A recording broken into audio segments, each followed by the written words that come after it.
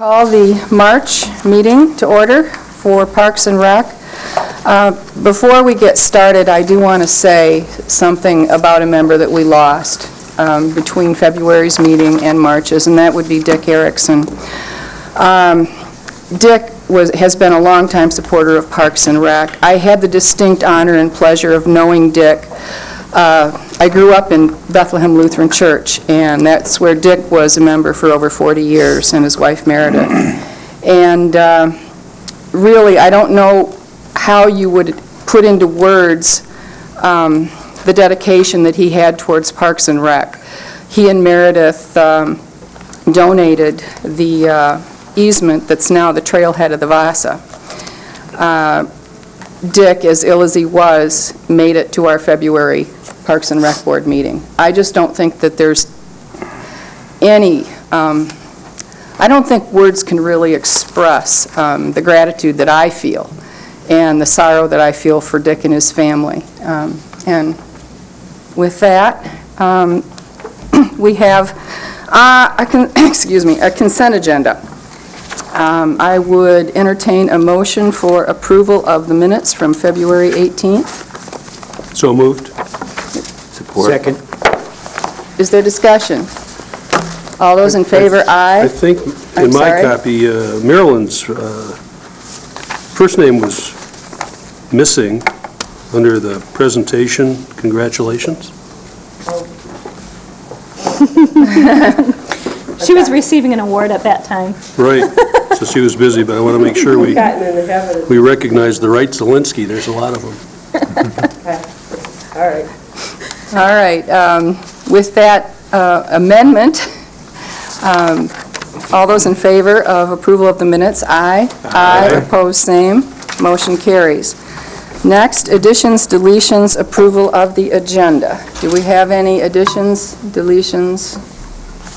Madam Chair, Jason's first. Go ahead, Jason. Bob Cooney asked if we could move the Parks and Recreation Commission rules to one of the later things in the agenda because he's not going to be able to join us until later in the hour. Oh, that's perfectly fine. I have, I'm sorry, Kevin? That was one of my items to move Bob Cooney's up under old business earlier. The second of two items I would suggest, under receive and file, we pull item number 4, the budget report, and put it under old business. All right, we will make that old business number 7. And I would like to add to the receive and file a letter that you all have on your desk from the Dumbrells regarding Twin Lakes.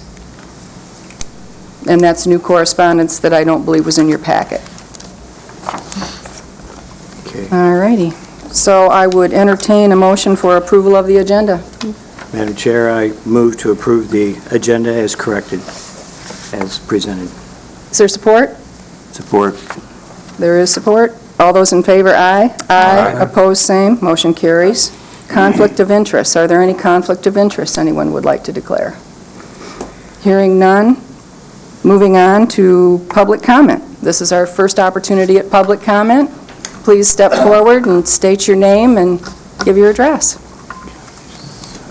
Carl Defoe, 6505 Mission Ridge, Traverse City.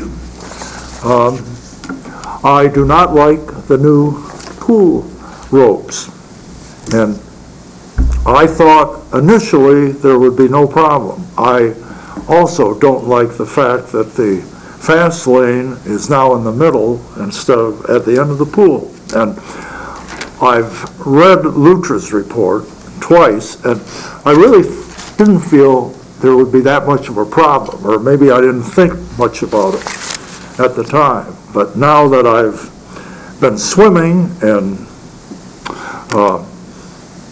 used to it, I don't like it. And anyway, I sent Kim an email March, I want to get the right one in order here, March 9th. I've been a regular swimmer for the past 11 years, 6 times per week in spring, summer, and fall, 3 times in winter. I swim in the slow medium lane. I've read your undated memo to our Easling lap swimmers about the 2 new ropes starting tomorrow, last Wednesday. I've also closely read twice Lutra's report. I think these 2 new ropes are a bad idea. While they will reduce wave action, they will also reduce current swim lanes by their width. Further, switching fast to the middle area will intimidate or bother slower ones in adjacent lanes like me. I will now have fast alongside, and those in the slow area, slow fast. On a few occasions when there were 2 swimmers in slow medium and none in slow, I'd swim in slow. When swimming alongside the rope, I was always aware of those on the other side. In the new arrangement, slow fast, not slow medium, will be next to the slow area. I think there will be many complaints, and I urge you to reconsider. And then I sent Kim another one on Wednesday. I swam from 5:45 to 6:30 a.m. today in fast medium. Since 2 were in slow medium, only 1 in fast. As always, I did 35 lengths, 7 sets of 5 different strokes. Crawl, both side strokes, breaststroke with frog kick, and resting backstroke. Because of the narrower width with the new lane rope, I had to restrict all strokes except crawl. Otherwise, I would have interfered with the other swimmer. This never had been a problem. I'm sure the narrower medium lane widths will also be a problem for many heavy-set swimmers using these lanes. Fast swimmers should be happy since they no longer are bothered by wave action off the wall. However, I don't think the new arrangement is fair to our many medium and slow swimmers. I spoke with 2 slow lane swimmers who were upset. One who has swam in many pools said all of them had a slow, medium, fast lane progression that worked just fine. I urge you to return to the prior way, slow, medium, fast, without any ropes. And I copied Jason and Chris with that one. Jason with the first one. So, thank you. Thank you, Carl. Anyone else?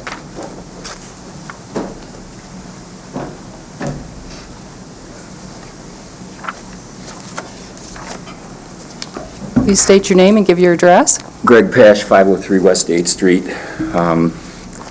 Carl and I discuss many issues in the locker room and agree on most of them. This is one where we're definitely going to have to disagree.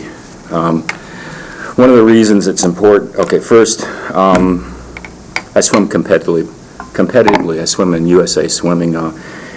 In 2007, I won 10 national championships. I set 13 state records, so I know a little, but I'm really not that fast.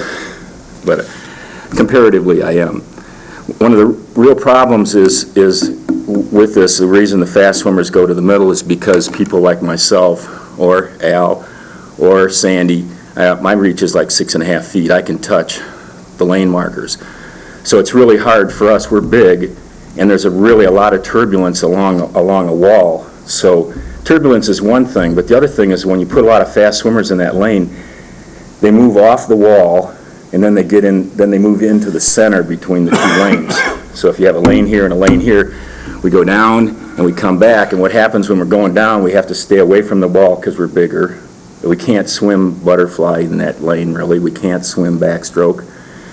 We can't swim butterfly because we're really the full reach, so we were worried about hitting the wall. Backstroke, when you swim backstroke, your hands out kind of out to the side. Okay. When you swim breaststroke, your feet kick out to the side. When you swim freestyle, your hands basically come under your body on the recovery. So that's one of the reasons why it was necessary or recommended to move the fast swimmers into the middle, because the fast swimmers also have swum this way in between lanes for a long time, and we know we don't have a problem swimming right up to the lane. So You can swim, you can kick under the lane, you can pull under the lane, but you can't do that alongside the wall. So Carl's right, these lanes in this pool are only 7 feet, and more normal, or more nowadays, they're more like 7.5 feet, 8 feet wide. So there is a constriction on that. The actual configuration that Luther recommended wasn't the one we have. We used a modified, they used a modified one. What Luther recommended were 2 fast swimmers in the middle, that'd be lanes 3 and 4, medium swimmers in lanes 2 and 5, and the slow swimmers in lanes 1 and 6. But then there wouldn't have been at least a 2 lanes used as one for slow swimmers. So they go down 1 lane, basically over the lane line, over the marker on the bottom of the pool, and they come back the other side. So they have plenty of room and that type of thing. And my suggestion to Carl is that really that lane would be more appropriate to his swimming. So the Luther recommendations were totally followed. I think that Kim tried to do the best that she could with the situation she had. And I've talked to a lot of swimmers. I talked to more than 2 swimmers. I probably talked to 10 swimmers, and all the ones I talked to really like the calmer water, and they really like the feature. Rob Wiley, who guards in the morning when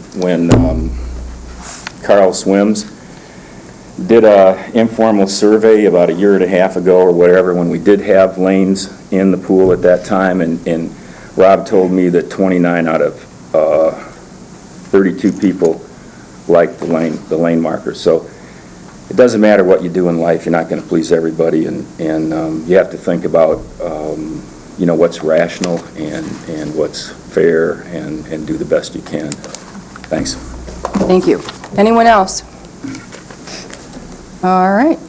Going on to administration, old business, T-Base report. Within your packet, there is some information regarding T-Base. T-Base has no report. This is something that I was asked about last month.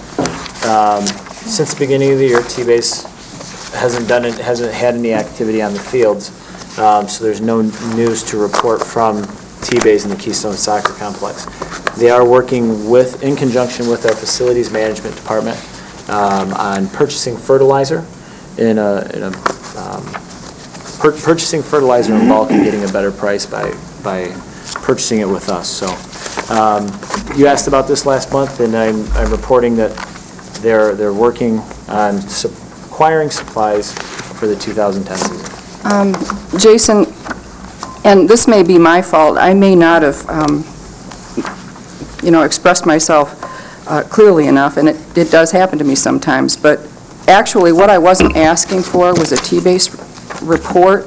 What I was asking about is a thing in their lease, and it's on page 3 of their lease, and it says T-Base shall develop and submit to the Parks and Recreation Commission a regularly scheduled maintenance and operation plan for review and approval by the Parks and Rec Commission, and that's part of their contract. And I can't find where we've done that. I believe we received one last year, and they haven't prepared one yet for this year. Okay. So Jerry Roskowski is a member of their board. He's ill tonight. Otherwise, he would be able to fill us in as well. And that was one of the reasons that we put him on the board, is to increase communication on things such as this. So unfortunately, he's not here to report. All righty. Next item on our agenda is Pool Advisory Committee. And I'm going to turn that one over to Kim.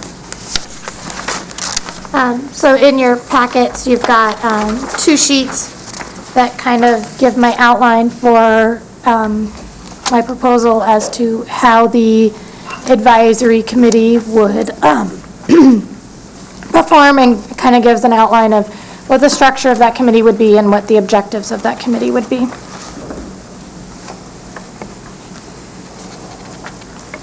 Any comments? Commissioner Clark? On page 24 of our handout, this is the second page of Kim's, recommended committee objectives. Halfway through, one of the bullet points is participate in public involvement when requested by the county's Board of Commissioners. Mm-hmm. I was wondering why it's referencing the County Board of Commissioners. We could change that to Parks and Rec Board if you'd like. Because in the first statement, you're referring to the Parks and Rec Commission. That's why I was wondering what the Oh, difference okay. was. Yeah, that does make sense. Commissioner Doran? What does that mean, participate in public involvement? When we do events like our Water Palooza that we've got coming up in June, or maybe Underwater Egg Hunt, to have a couple of people from that committee there to see the work in action, I to see. go ahead and get the feedback, positive or negative, and to be able to talk, work as a volunteer possibly. Then probably definitely it should be the Parks and Recs, Commission.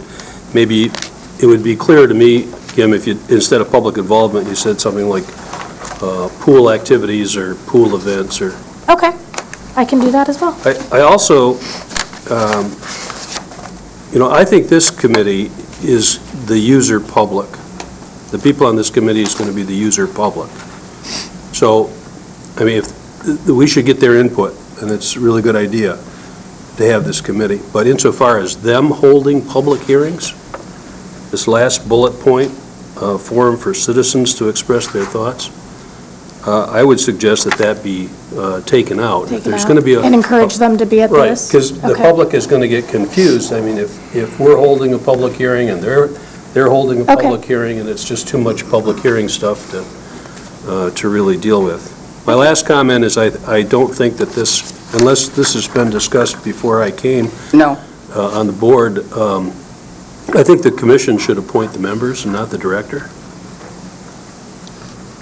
I've got a couple of things that, I echoed the statement, Commissioner Doran, yeah. I've got a couple of things I'd like to go over on the bullet points as well. The first bullet point, engage the local community through a variety of means to assist with program development, et cetera. And Commissioner Clark, when he was president of the Parks Board, put together a pool committee and had public hearings and did engage the local community. And we do have surveys that are available, and I know the new commissioners may not be aware of those surveys and the public hearings that were held regarding Lutra and regarding the pool, but we already do have those. Raise revenue and allocate funding. We already have a scholarship committee, so I see that really as a duplication of effort. And I know as a member of the scholarship committee, I'm dedicated to raising funds. Yes, Kim? I think I put that on there because, well, I know I put that on there because the scholarship committee, in my opinion, was something that was just allotted for this one amount of money that we received from the tribe, and I didn't know if it necessarily would be become a standing committee or not. And then now with taking on baseball, if scholarship committee would be all Parks and Rec activities, and so that's why I kind of clarified that there. And we really do need to have that discussion. As a matter of fact, I should have added it to the agenda on the scholarship committee. I'll try and cover that under commissioner comments, because we do need to discuss whether or not the scholarship committee should be a standing committee, whether it should be just dedicated to swim scholarships, or whether it should be inclusive to maybe soccer scholarships or baseball scholarships. We do need to have that discussion. But it does say Easling Pool Advisory Committee, so I do see that as a duplication of effort. Provide input and support staff in developing new programs. And I tend to, my personal feeling on it is this really falls under the aquatics director's job description, is to develop programs. And honestly, if Jason and Kim want to have an advisory committee, there's $15,000 in the budget for consultants, and as far as I'm concerned, Jason and Kim can hire whoever they want to advise them. But when an advisory committee is selected to advise a board, I would echo Commissioner Doran. The advisory committee does need to be selected by the board, since the board is going to be advised. But, on the other side of the coin, I don't believe that the board should be involved in selecting advisors to staff You know, they understand what advisors they need, and if it's in their budget, they should be permitted to spend that money. Assist the county decision makers through surveys and data. Again, I see that that's already been done. Again, I agree, participate in public involvement when requested by the Board of Commissioners. I see that as a Parks Commission role. In a nutshell, what I heard from Commissioner Inman, and this is my feeling as well, and I'm not speaking for him, but this is what I heard from him when he was doing interviews for this board. What we really need is a committee to prioritize implementation of LUTRA. And I think we need to do it rapidly. But that's just my feeling. So, Commissioner Clark. I guess I'm a little bit confused here. Assuming that this was another advisory, or whatever you want to call it, committee focused on the pool to try and assist Parks and Rec Commission staff on pool-related ideas and thoughts for the future and how it should be brought forth. Similarly, we have discussed in the past having a Friends of Twin Lakes group coming forth to help with the implementation of some of the ideas of the master plan that was created for that park. And there's a group that has kind of stepped forth with the Little League that we've witnessed in the last 30 days that wants to try and help orchestrate and funnel that energy through that group so it's less burdensome on both the commission and staff. And so philosophically, what I see is a series of committees that are basically driven to the specific interest, whatever it is, but they are there as the first pulse of an idea that gets tested on them before you implement a new program or you do something that's implementing changes to the pool in this case. And I see a real benefit in having representatives from the pool, all walks, competitive, non-competitive together, offering their suggestions, but still the final decisions always come back to this organization and our staff. But having friends of or advisory of not only the pool but other recreation entities, I think is a good way to use the resources of our community and those that have an interest in that specific recreation entity to funnel that energy in a productive way. That was where I thought this was going. What do you think about just setting some criteria as a board? This is what we're looking for an advisory committee. We're looking for instance, a resident and taxpayer of Grand Traverse County. That would be a requirement. And someone who likes the pool and is not an employee. That's it. What do you think? Commissioner Doran? I don't have a lot of background with this, but I was kind of thinking that it was going to be the people who use the pool. Yeah. And that was the group that we were going to ask. From different aspects, From to all swim different- lesson moms, to competitive swimmers, to Right. swim team parents, to, just a regular Saturday open swimmer, so that we get a variety of Sure. all aspects Right. of our user group. Right. And then they would do basically what Russ was saying, is they would be that advisory group. Correct. And we could go to them and ask them, what do you think about this? They could come to us and say, what do you think about this? Commissioner Byrne? I agree, and that, as Kim had stated, having different walks of pool users in this committee. My feeling is, we as a board made the direction that we hire an aquatics manager to run our aquatics facility. And within that, we would be taking that aquatics manager's expertise in the implementation of our LUTRA report.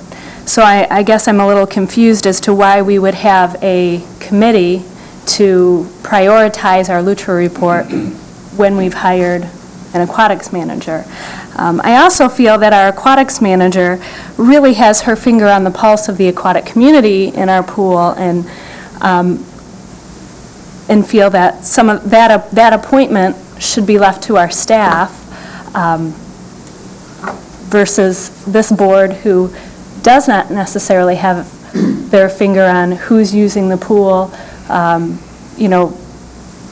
what types of needs are at the pool on a daily basis like our staff does. I've got a couple of problems with that, and first of all, and it's just from my experience on the Board of Commissioners, I don't know that I've ever heard the county administrator say, let me pick your advisors for you, Board of Commissioners. I've never heard that. I've never heard the city manager say to the city commission, I would like to pick your advisors for you. Also, if we're going to follow Robert's rules, which I believe we are, it states that advisors that are not members of the board are to be chosen by the board. And I've got it on page 475. It's also, this is also under consideration in our board rules, that our advisors are to be selected by the board. Now again, I have no problem with staff selecting a separate advisory committee for themselves. Absolutely none whatsoever. I think they should be able to do that. But if we're going to select advisors for us, then we ought to set the criteria. Madam Chair, Yes. thank you. I want to echo two things. I'm hearing Russ started the dialogue that these membership committees are beneficial. I echo that. I agree with that. I think we're having consensus with that. It appears that we're discussing who appoints that. And so I echo Commissioner Dorn started it, you stated it again, and it's also in our proposed Rule 13.3. So I want to be consistent that the chair picks the members of these advisory, appoints the members of these advisory committees with the approval of the commission. So I just want to clear that up. Now, relative to Commissioner Burns' statement about prioritization, I'm good either way. Either the aquatics director and or the advisory committee can work on setting those priorities rather than this commission. I think that's a good point. We don't need to micromanage that. So what am I hearing? So Those- there's some, Jason? Within the Lutra report, I have a couple comments. In May, when we did the public input for Lutra, this commission didn't have a lot of these members. This commission left it up to me to implement the Lutra report. And that's something that I informed this committee, that the first thing I would do in implementing this report is hire an aquatic director, an aquatic manager. Kim's been with us for 6 months and comes with a variety of experience from one of the most recognized parks and recreation departments in the nation. The pool advisory committee rules that she's presented are based on the framework from Tualatin Hills Parks and Recreation District. Tualatin Hills is a nationally known program, and I was excited to see when her application came in that she had experience with Tualatin Hills. This advisory committee is an advisory committee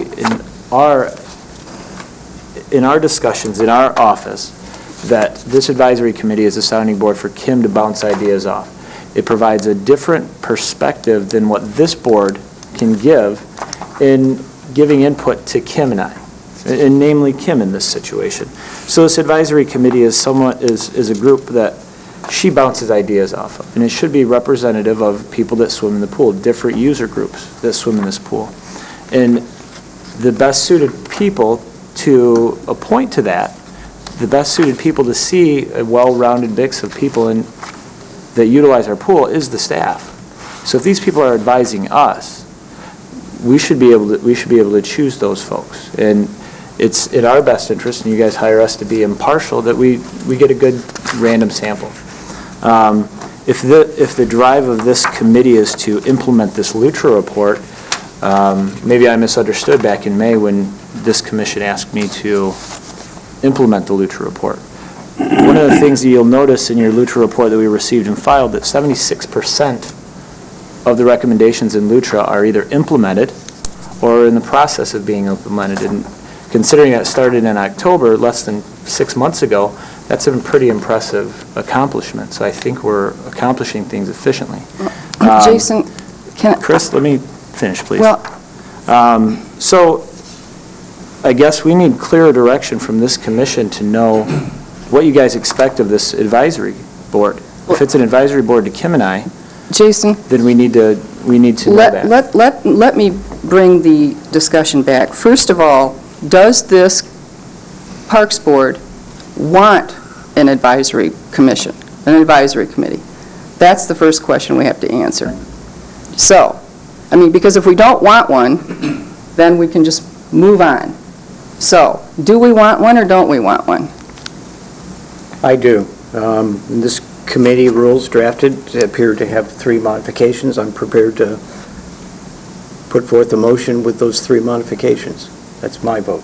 Well, let me just, before we move on, if you don't mind, and please cut me a little slack here because I'm not used to running a meeting. I don't have a lot of experience at it. So if we're going to have a pool advisory committee, the next question is, should it be appointed by the board? So if I could just have just kind of a... I'm ambivalent about the the need for the committee. My opinion is that there are lots of different users of the pool in different aspects. We've made that clear, and the Lutra report, I felt, went in and did a pretty thorough job of looking at all aspects of that. Unless we think that their report was inaccurate in some ways, I'm a little concerned about a committee that has an unclear charter and has no authority over operations to help us keep our finger on the pulse of something many of us participate in, and certainly we have people who are there every day. I don't want to create a committee that they could just get together and argue amongst themselves and then shout into the wind and nothing happens. So I'm okay with one, but it would require some leadership and a clear charter on which direction to go. I'm not sure that it's essential to moving forward. Commissioner Doran? I agree with Al. So do I. I have no reason why I think there should be a committee. I mean, I haven't seen the need, but my instincts tell me the more of layers and committees and things, the more confusion, especially if this is designed to advise the staff. They can hire it. Our staff is already in a dilemma. We got too many boards. We have the County Board of Commissioners. We got us. I mean, we've just got too many layers of government here for this. You know, Russ mentioned Friends of. And, you know, that is a good idea to have a private, nonprofit corporation formed. Friends of the Traverse Area District Library, Friends of the Museum. Friends of Commission on Aging. The Opera House used to have a friend. They used to start out as a Friends organization. I mean, a nonprofit corporation that doesn't have to comply with the Open Meetings Act. They can select their own board of directors, and they operate to raise funds, basically, to go out to the community and ask people to make donations. In some cases, they can qualify for 501c3 status and get it, you know, and get that advantage there. So I just throw that out there. You know, it would be a good idea, and the Easling Pool was created by such an organization. I mean, it wasn't created by the county. It was created by a friends group who wanted to see this pool and dedicate it to Paul Easling. Okay, so am I hearing that we don't need a committee right now, and if staff wants advisors? Commissioner Clark? I just would like to, if I can, ask Kim, in your opinion, as our aquatics director, would there be a value to you to have this group or not? At this point, or should it be something you consider in the future? You know, I think with the outline from Lutra, I'm really going from that and trying to make all of those things happen. So maybe it is something that we should look at for the future. Okay. And maybe look at, you know, a more defined mission and goals at that point. That answers my question. All right. So, I Commissioner Karstens? tend to concur. In some degree, though, it was for them on their own to form some method to get feedback from pool users. But I don't think that's something that we have to organize. They can. It's kind of a good idea. That's all I have to say. Okay. And that's exactly what I was, I guess, trying to express my feeling is, I don't know that we as a commission need an advisory committee. Okay. We have Kim that can advise us, and if she feels the need to have an advisory committee for herself within her parameters, I don't feel we need to appoint that. All right, then I'm hearing that that issue is dead, and we will move on to strategic planning.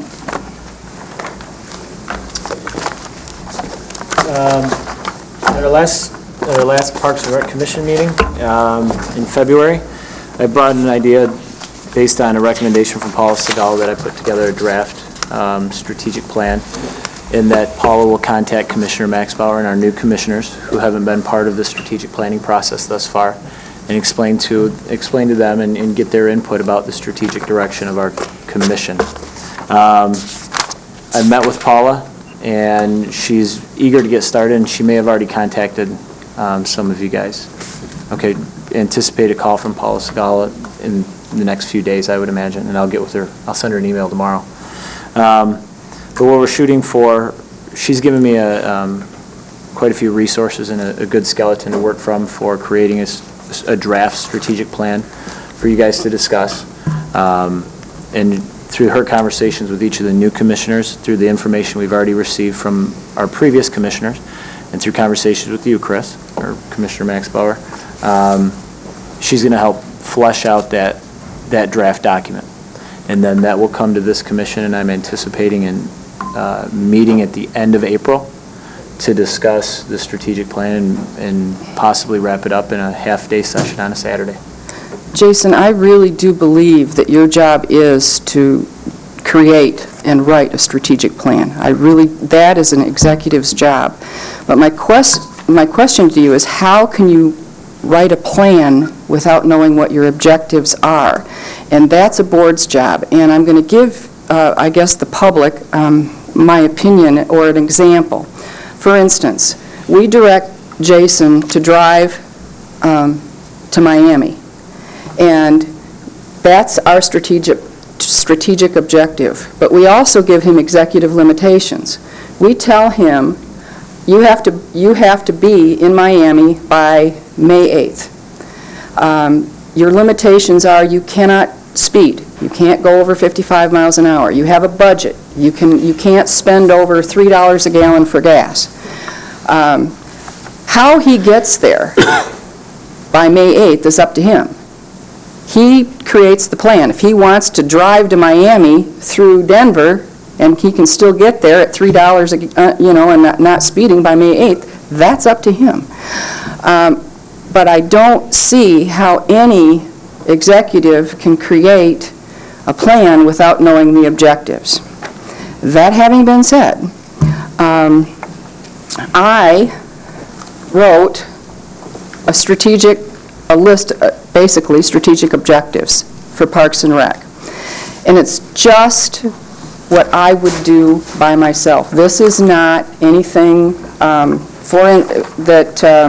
for instance, you choose values. And my values, integrity, innovation, stewardship, learning. A strategic objective might be, and here's one of them, by June 30th, 2010, the county will increase collaborative efforts with the area school boards and employees of the school systems to partner in recreational activities for children.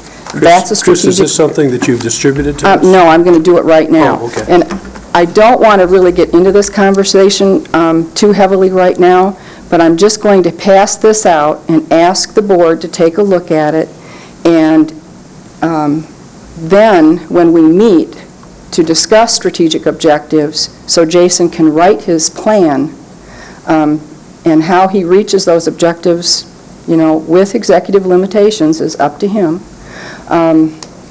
I just think this will be helpful to clarify the process.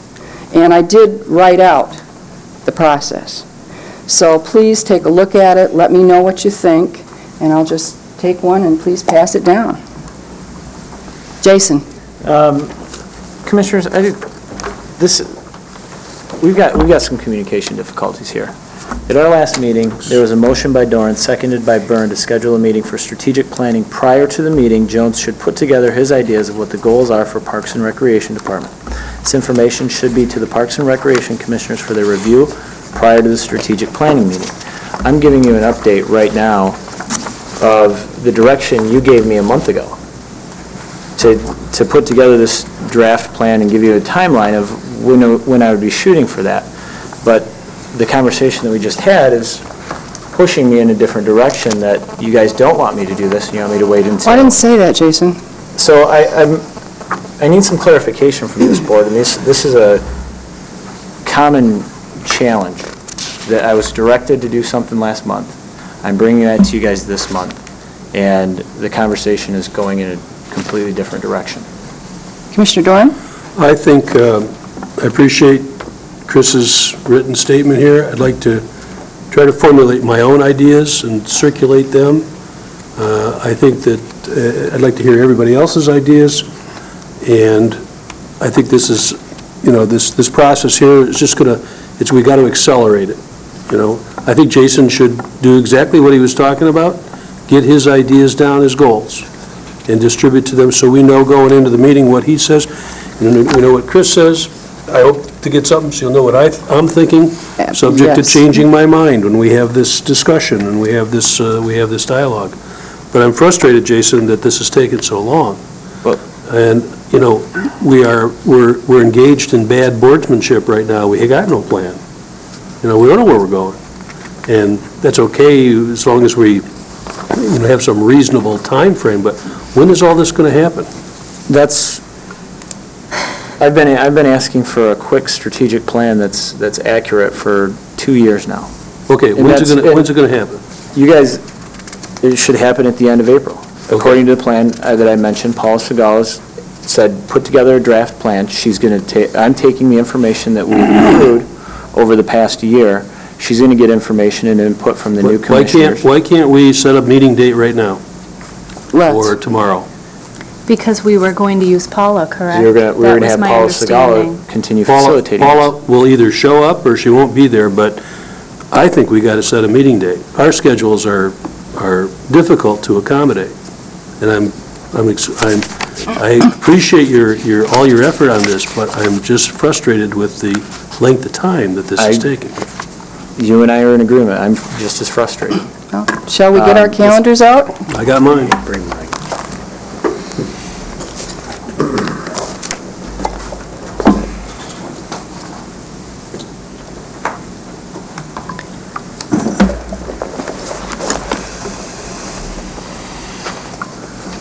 Okay. I was afraid this was going to happen. I left mine downstairs in the truck. So I'll get back. Let's pick a date, and I'll make it work. I can do it. Well, we talked about a Saturday. That's safe, yeah. I How, have no problem. can I hear from other commissioners? Saturday's okay with me. Commissioner Karsten, Saturday, is that? Saturdays, okay. Commissioner Clark? It just depends on which Saturday it is. All right, well, which Saturday works for you? At this point, the last Saturday of the month, I have a commitment. I'll be out of town. The last Saturday in Of April? That's the 24th. All righty. Before that. The one before that, I'm available. The 17th? Everyone? I'll make it work. All right, 17th. And Jason, what time works for everyone on that date? 11 in the morning is the earliest I can make it. Thank God, I thought somebody would suggest 8 o'clock. I was, but that was me saying that so you can be there. All right, How much time were you anticipating, Jason? You said half a day, didn't you? We originally talked a half a day, but whatever this commission would like. Chris could get there, wouldn't she? Half a day would be 4 hours. Well, if we get Boy. done, if we get done earlier than that, that's fine, but we need to have time to do what we're supposed to do. And it's pretty the things that we want to do is pretty important, so I don't think, if we set a bigger time window and then get to leave early, that's cool. Madam Chair, did I see recently in the minutes that fees got added to our strategic plan? Yes. So should we aim for 11 to 3? Sounds good. All right.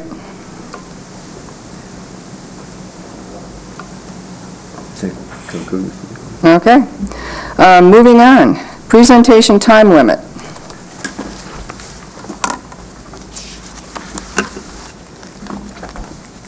Can we go back? I'm just wondering, do we want Jason to come into that meeting with a framework or just show up? Because our direction at our last meeting was that he was to come in With goals, with a fine. framework and, That's perfectly fine with me. You can come in with goals, absolutely. And we will all come in with our ideas as well. Could we get those beforehand, though, if it's available? Sure. Okay, great. I would just like us to be sensitive to, I don't know, I think we as a board find it very easy to load our staff with work, and at our last meeting, it was, at the last commission meeting, it was approved that our department is taking on baseball, and that is registration and coaching, and the timeline with that is quite cumbersome. And I don't know if staff Well, has any comments on that, but... The 17th is over a month away. Madam Chair, I'll comment if I was asked. I think we're proceeding as planned. I know Okay. these are important issues we're doing. You did take the initiative in a timely fashion on the baseball program, and we're not going to let this go undone either. I think we're proceeding as planned, that we would anticipate or hope for a draft from you. Commissioner Max Bauer has also added to this draft, and we'll all come to the table with the draft, and Commissioner Doran is asked to get it before the meeting, so I think we're right on target. Well, and that was along the lines of my concern, is that are we as a board going to be coming in with our drafts, or are we going to be developing those at that meeting? And that's my concern, Well, because... You know, honestly, I think it would be, that's a great point, Commissioner Byrne. I think it would be helpful if we did come in with our ideas in writing. I think it would certainly help us with our time management. Anyone else? Commissioner Karsten? I just have a question. Is it Paula Sagala? Yes. Is this person going to act as a facilitator for this meeting? Yes. Okay.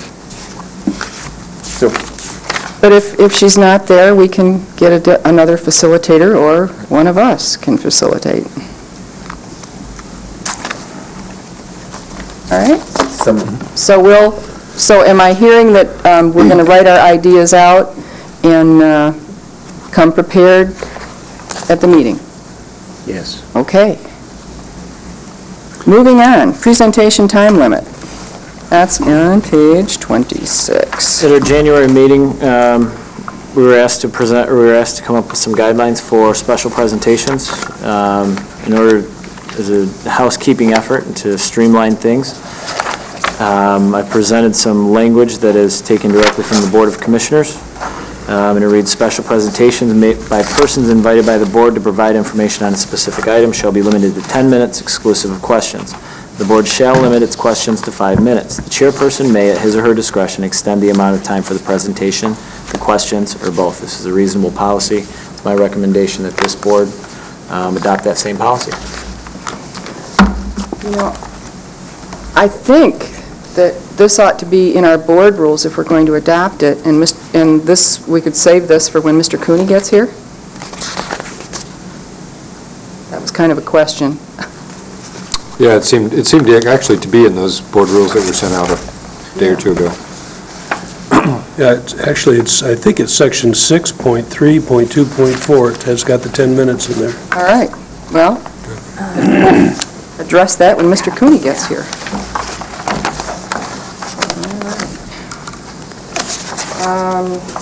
Next, in the packet, Parks and Rec Commission Chair voting. And Commissioner Roskowski asked that this be asked of Mr. Cooney in writing, and so that's what I did. So we have his opinion that the chair of Parks and Rec can vote. Does anyone have any questions about that, or shall we wait for Mr. Cooney? Okay. We will hold off on our Parks and Rec Commission rules until his arrival. Next is the budget.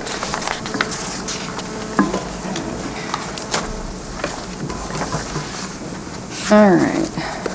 Thank you, Madam Commissioner Chair. Metelier. Pursuant to our budget responsibilities, I asked to pull this item so we could more effectively discuss it rather than receive and file. There's two items in our packet for receipt and filing, so I want to use those documents in conjunction with this discussion.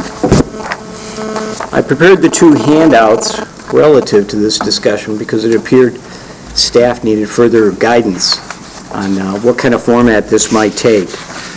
You recall all of us asked, I heard in various forms, that we wanted to see the overall increases or decreases to the expenditures and the revenues and compare them to previous years. And we've seen a couple of formats of that. What we're looking at in these two handouts, in the first one, I looked at my own department. And so you see in the first handout, titled up in the top, it says Sample Drain Commissioner's Budget Handout.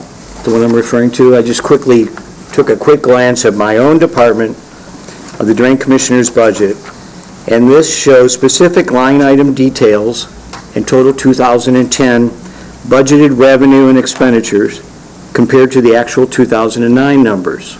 It's pretty self-evident. I'm going in detail for the listening public here who doesn't have these documents in their hand. This is an example of the expenditures were cut to balance the cut in revenues. So now in the second handout example, we're looking at the expenditures of the 7 funds of the Parks and Recreation Department that are in our packet that the Finance Department provided to us. I took those fund numbers and I expanded it a little more, and you can see that those are compared to years past, and a total of those 7 funds are shown at the bottom of the second page of the second handout. So you can see the totals. Quick footnote here, this effort took me less than an hour to do both of these. Also, an important footnote, it was brought to my attention that the utilities are not included for some reason in these fund item expenditures, so I stopped the process. This is a little inaccurate. We need to add those utility numbers. So, but my point of this whole discussion is that it appeared staff needed some direction, what kind of format, and obviously, by looking at this, my point is that the costs are increasing, and this is the type of summarized reports that I need to see to effectively do my job and fiduciary responsibility of these budgets. I just got budget numbers last week from Dean Bott. And I called him after actually it was this week. I called him after the packet was out because I did see the revenues and expenditures in our packet. And I have to tell you, I'm just going to share this, and I'm just going to share this this portion of the budget on the pool. And we have to address this. In 2006, the taxpayer subsidy was $127,000. In 2007, the taxpayer subsidy was $155,000. In 2008, the taxpayer subsidy was $187,000.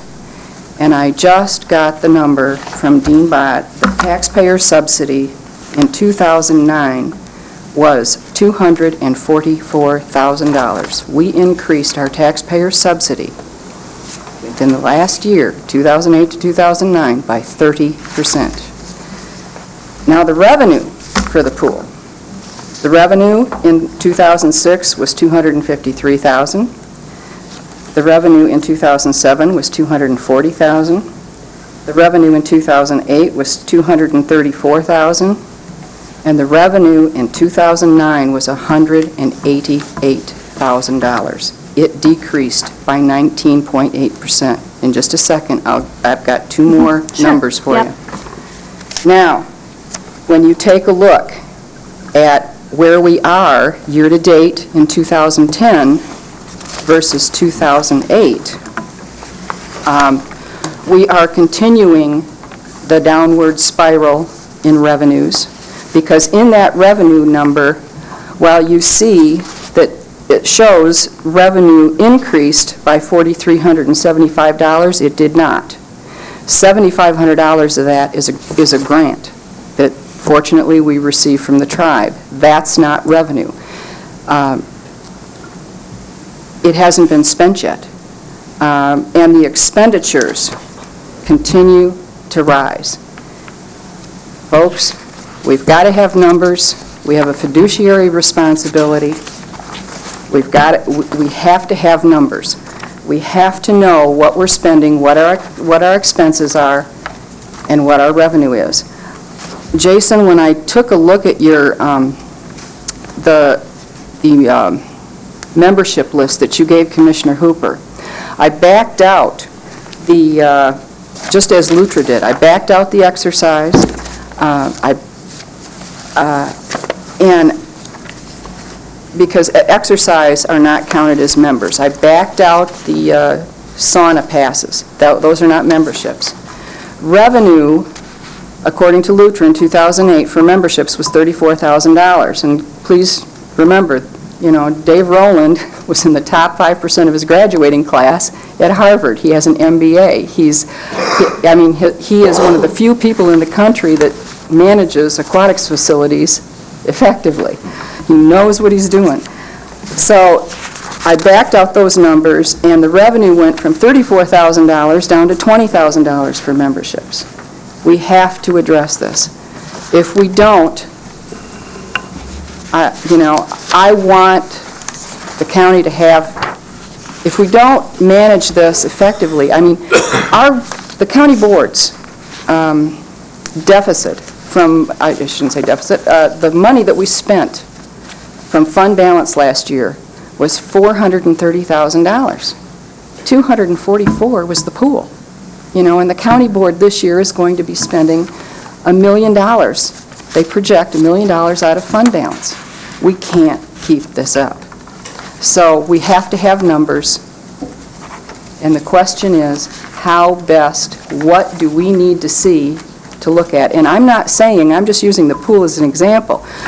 We also need numbers from Twin Lakes, the Howe Arena.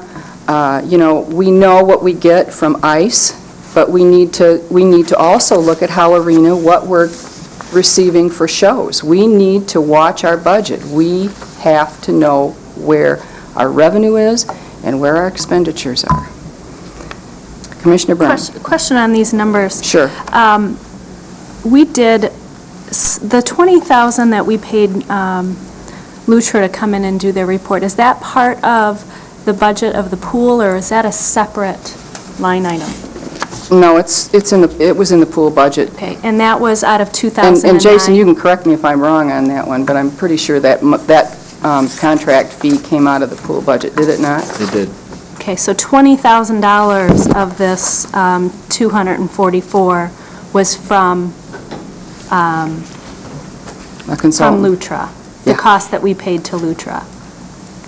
Expenditures, sure. Okay, so the increase of 30%, that $20,000 is a large amount that we approved to spend on Lutra. So I'm just looking at that and those numbers. And one thing that I keep in the back of my mind is, after we had the Lutra report, we had a public meeting in regards to Lutra. And there were about 12 members of the public, and at least 6 of them stood up and had told us that as taxpayers, they were comfortable with a tax subsidy for our pool. They felt that it was necessary that we have a pool, and they didn't mind that there was a tax subsidy for the pool. And I'm just stating that, not here nor there, but just that at that meeting, that was something that was interesting for me to hear, that our taxpayers feel that the need for the pool is important. And in looking at municipal pools, majority of municipal pools are not, are tax subsidized. So just keeping those things in mind. Commissioner Doran? Kevin, I really appreciate this, the work that you did on this. This is good. I am not particularly a numbers guy, so I may need you to explain this after or at some other time in more detail. But can you do the same expenditure printout for each one of the other expenditure centers, I guess, of the Parks and Rec, like the Civic Center and the Civic Center pool, with this I detail? showed 7. If you, on the next page, you'll see that I get away from line item, micromanaging the line item detail. That is the director's job. And you'll see I've taken 7 that are brought to my attention. I don't know if there's more. So Commissioner Byrne mentioned the Lutra report, and if you look at the Civic Center pool on page 2 of 3, you'll see 2009, those total costs minus utilities were at $346,000, up over 330-some thousand the year prior to. So to answer your question, yeah, I've looked at these 7, just expenditures, but for some reason the utilities are elsewhere.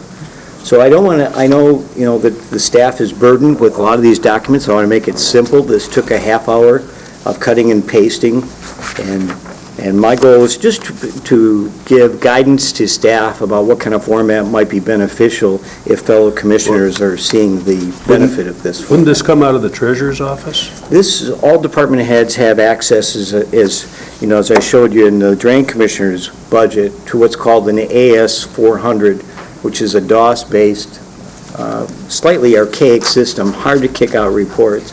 But with cutting and pasting, this only took a half-hour time. And what about revenues? These are just the expenditures. I stopped when I learned that I might not have all the funds available. see. So Okay. I just use this as an example, and along the line of what Commissioner Byrne just mentioned about the subsidies of the pool, that's why I took my own department. I have the same software that shows the budget, and even though it's not a balance of expenditures to revenues, we do balance. If there's a cut in revenues, there should be a cut in expenditures. And so I agree, the citizens said that's a valid subsidy or an amenity to our county citizens to have this pool, but I'd like to balance absolutely. reduced revenues with reduced expenditures. And so if the commissioners are agreeable, I'd ask for your consideration and a motion to give direction to staff to more closely resemble and present budget figures that show the increase and decrease to expenditures and revenues as compared to previous years, utilizing this format. Jason? Well, I guess, let's go ahead with the motion, then I'll ask my question. So moved. Second. There's support. Discussion. And it's Kevin, it's to be in this non-line item format? That's my, preferably, Okay. I just want to look at a summarized version.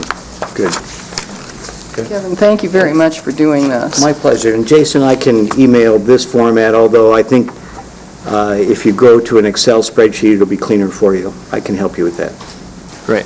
So, my question is this. Is this what you guys want to see on a month-to-month basis then? Or, excuse me, this page? Page 2 and 3 of 3. Sounds great. That's the direction we've been asking for. Yeah. Part of the reason Dean came last month and presented a different type of report. But if this is what you want, we're happy to do it.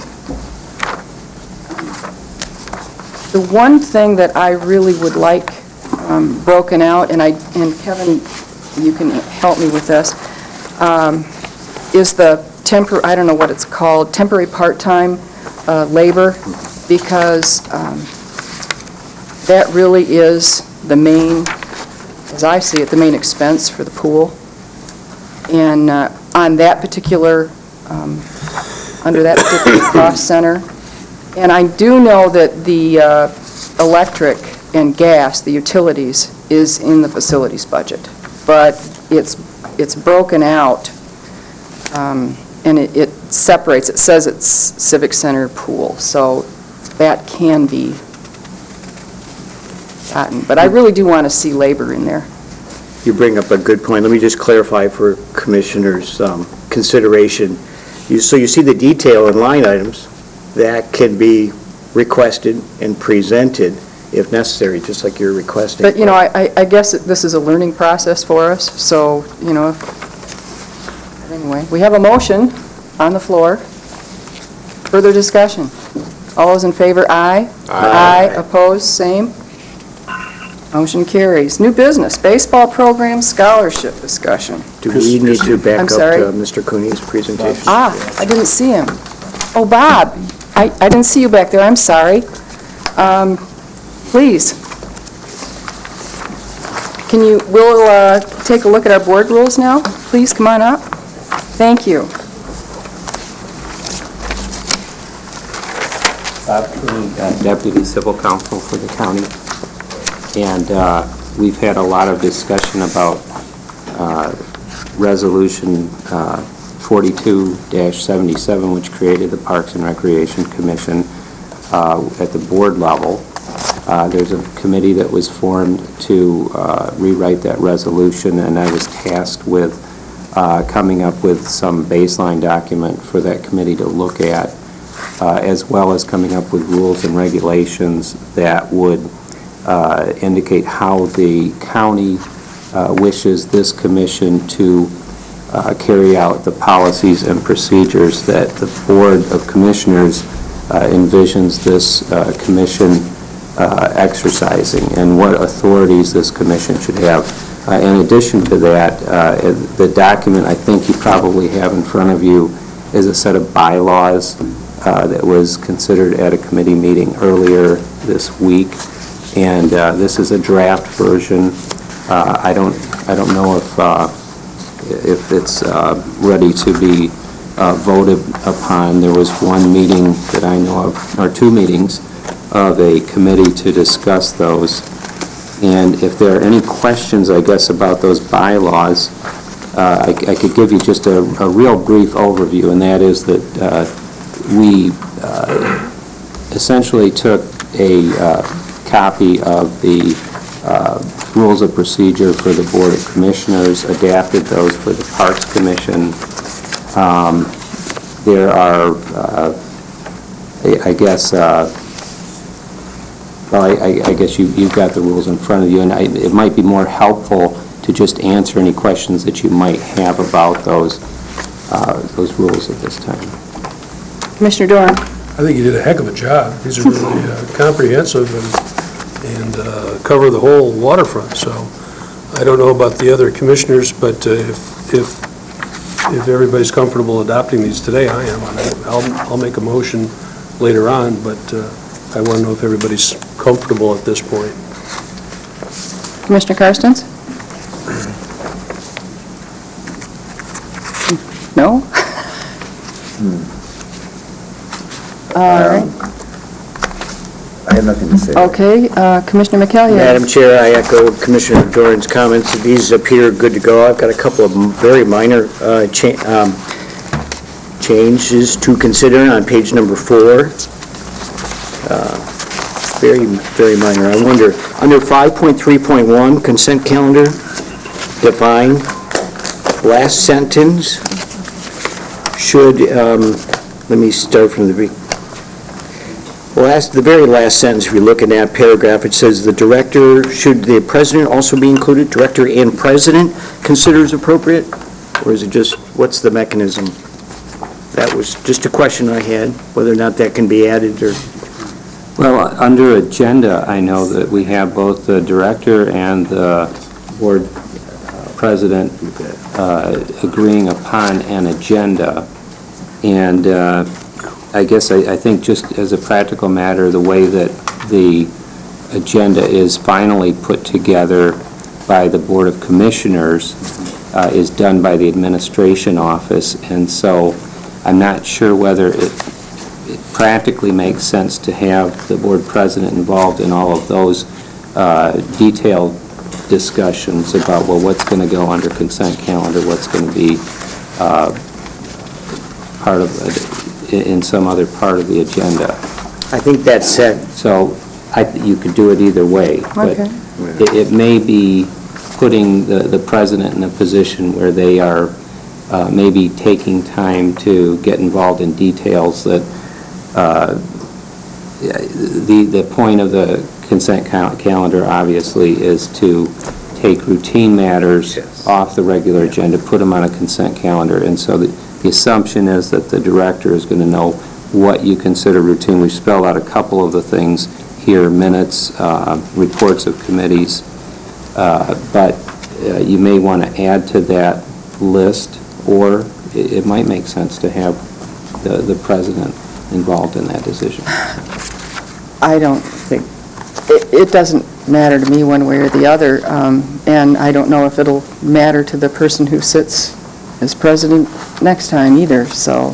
I'm satisfied with council's response, that it is consistent, and there is another mechanism to address that under agendas, so. Another thing to consider is that any member of this commission or a member of the public may remove any item that's on the consent calendar, and that's without any discussion or any vote. So it's just a matter of right that anyone can take one of those items off the consent calendar. Great. Then the second final correction was consistent with current practices, where the director's report is latter on the agenda.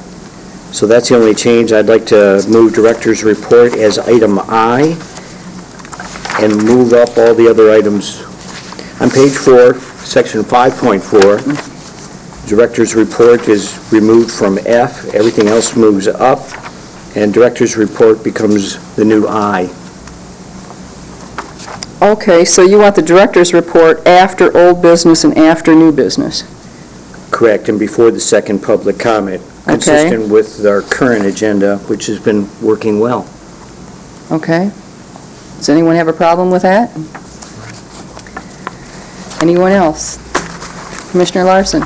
I was a little bit concerned, I guess, in section 2.3 about the harshness of the words regarding emergency meetings, recognizing that we are the Park and Recs Department, not the Department of National Defense.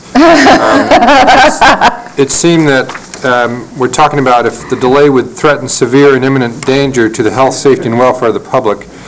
And I was wondering, just as I was thinking about what I believe was the emergency meeting we had with regard to American Legion Baseball, and then the fact that there were some public members who complained about the lack of notice to that meeting, if there wouldn't be some jeopardy there that we're not following our own rules because the interpretation of severe and imminent danger to the welfare of the public, I'm not sure that American Legion Baseball fit into that category. I think I can address that. Yeah, that was actually a special meeting, and there's an 18-hour notice requirement for special meetings. For emergency meetings, there is no notice requirement, because in order to have an emergency meeting, there has to be serious danger to health, safety, and welfare of the public.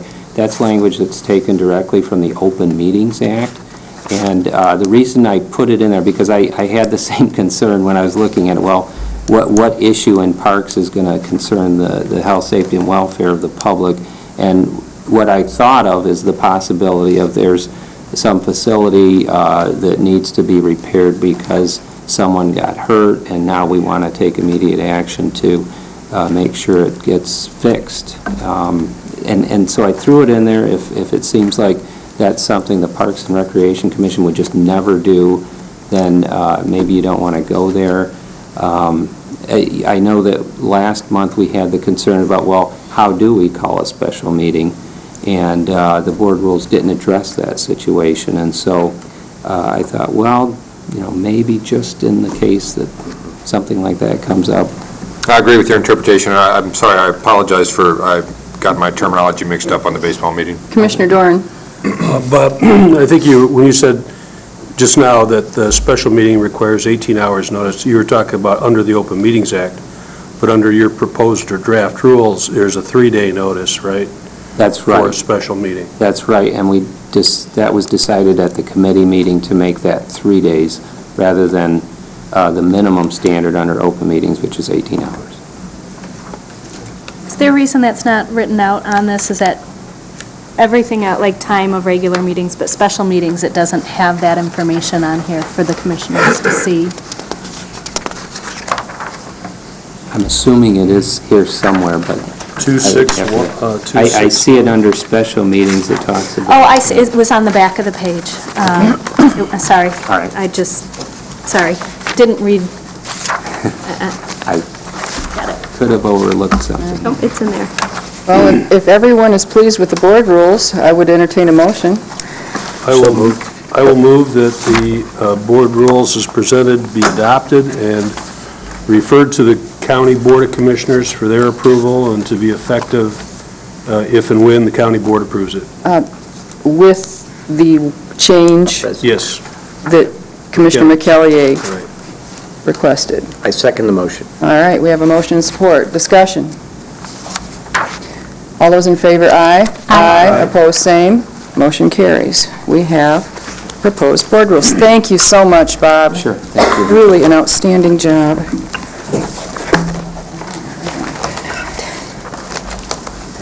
Okay, next on our agenda, moving to baseball program scholarship. Jason? I've provided some information within your packet discussing baseball program scholarships.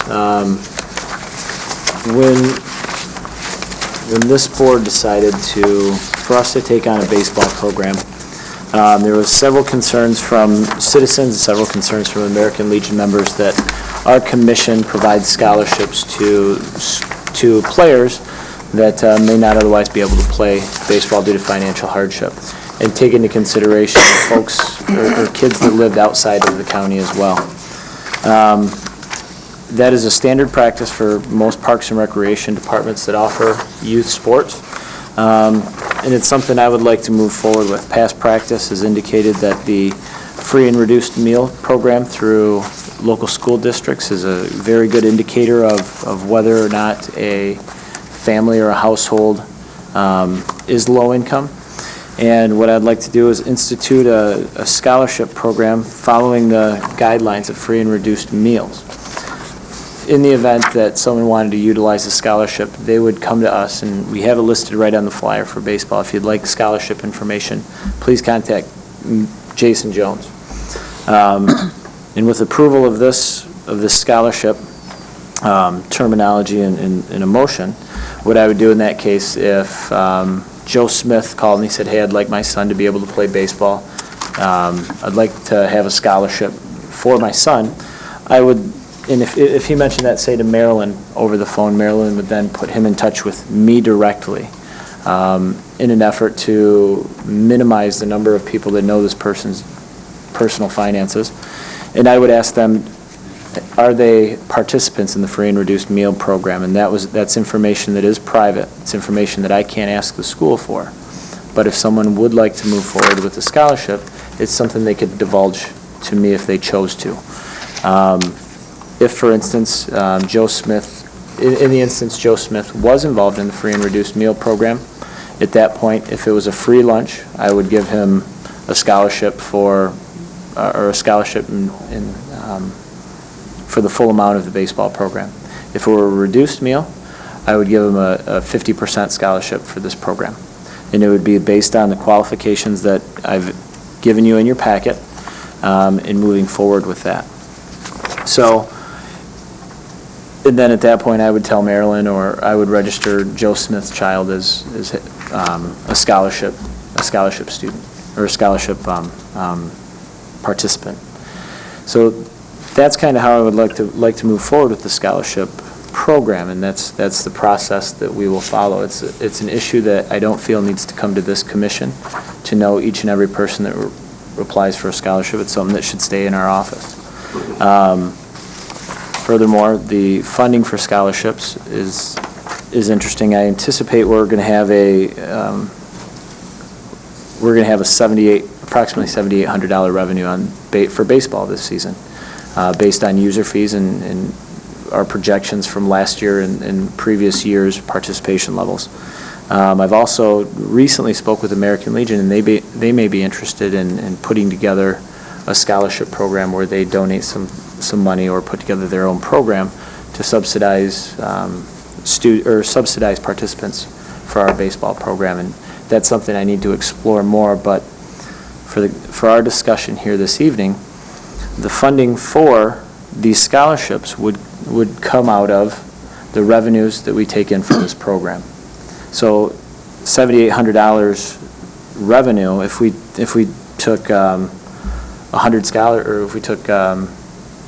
10 scholarships, that's going to cut our revenue from $7,800 down to $7,200. And that's where I would anticipate taking the scholarship from. It's kind of a philosophical question.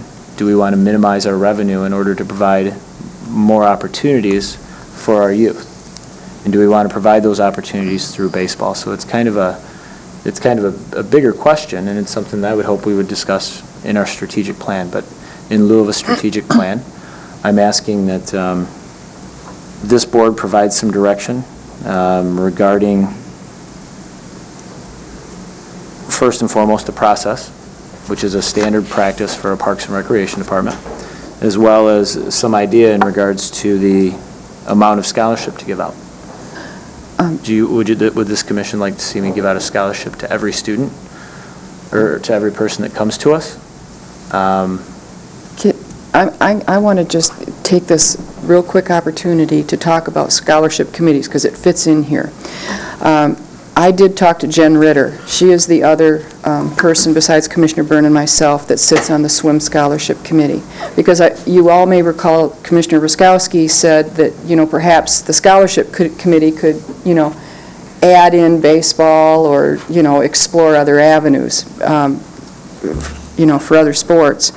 And I did talk to Jen, and Jen said, Chris, she said, for me, she said, the swim scholarships really fits under my Safe Kids umbrella, and that works for me. But she said, I don't know anything about baseball. And so she said, if the board wants to form a general all-purpose scholarship committee, that's fine, but that would not necessarily be a fit for me. Do we even want a scholarship committee? I do think we need to make, go ahead, Commissioner Doran.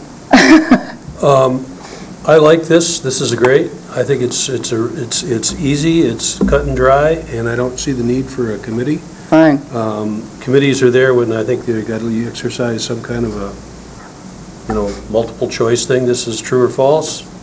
And as to the amount, I think a number of scholarships, I think you just got to play it by ear. Maybe the Legion has an idea, but let's try it for a year and see where we are and decide how much to absorb in the other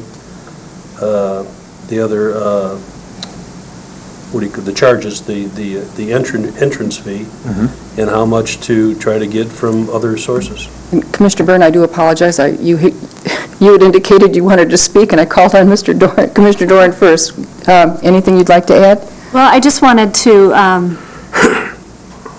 first off say, Jason, I appreciate the fact that you looked into what other Parks and Rec departments are doing in regards to scholarships. I think that's very helpful, especially since this is a new entity for us taking on baseball. I like the approach that you've taken for this year for the scholarship, especially with time constraints, to utilize the money that we have coming in anticipation of a $7,800 revenue. I would like to see that perhaps next year there would be some other options. The idea of American Legion coming in and offering some scholarships, things like that, I think that's a great opportunity to involve the community in helping the youth have opportunities. My other concern with, or my other comment, I guess, is kind of a concern with utilizing just the free and reduced lunch program. And I don't know this, but is there, if families aren't involved in school, aren't at a public school where they're utilizing free and reduced lunch, are there any other ways that they may be able to provide that information? Or is that more of a, just a director's I omitted that portion. Okay. In the event, we have a family that comes to us and says, we don't accept, or we don't follow the free and reduced meal program through school. Included in your packet, I've given you the requirements for meeting those qualifications. And at that point, I would sit down with that family and say, all right, do you meet these qualifications? And if it's a parent and they can show proof that they meet those qualifications, at that point, I would say, I would, inform them about free and reduced meals, but then take that into consideration and offer them a scholarship as well. Because I'm sure there are situations in the schools where people that are qualified for free and reduced meals don't take the program. Correct. And in that event, maybe they look at recreation as a or prioritize it lower on their discretionary budget versus lunches at schools, and that makes sense, so. Commissioner if they can Larson, meet those. I'm sorry, Jason, I thought you had hesitated there. I'm done. Okay. Commissioner Larson? Madam Chairman, I support the idea of the proposal. I'm concerned about our ability to execute it, just based on the recent Record Eagle report that within the community, the school lunch program seemed to be no lower than about 30 to 35%, as I recall, in some of the schools, ranging up to 80% in some of the schools. And so I'm all for it. My concern is that what do we do if 80% of the kids that sign up for it are going to be free? We're not going to be able to get there from here. And while there are certainly other mechanisms by which to raise other funding, we could be in a world of hurt and extremely embarrassed come draft day. Yeah, I didn't think of it that way. Absolutely. I have to be honest, neither did I. One of the items I'd like to bring up is our revenue for this program is going to be lower this year because of our investment in equipment. So that's one of the, I would say, growing pains of this program is we expect a much higher revenue. So in the event we get bombarded with scholarship inquiries, this year is going to be tougher than next year, and this year is going to be tougher than year 3.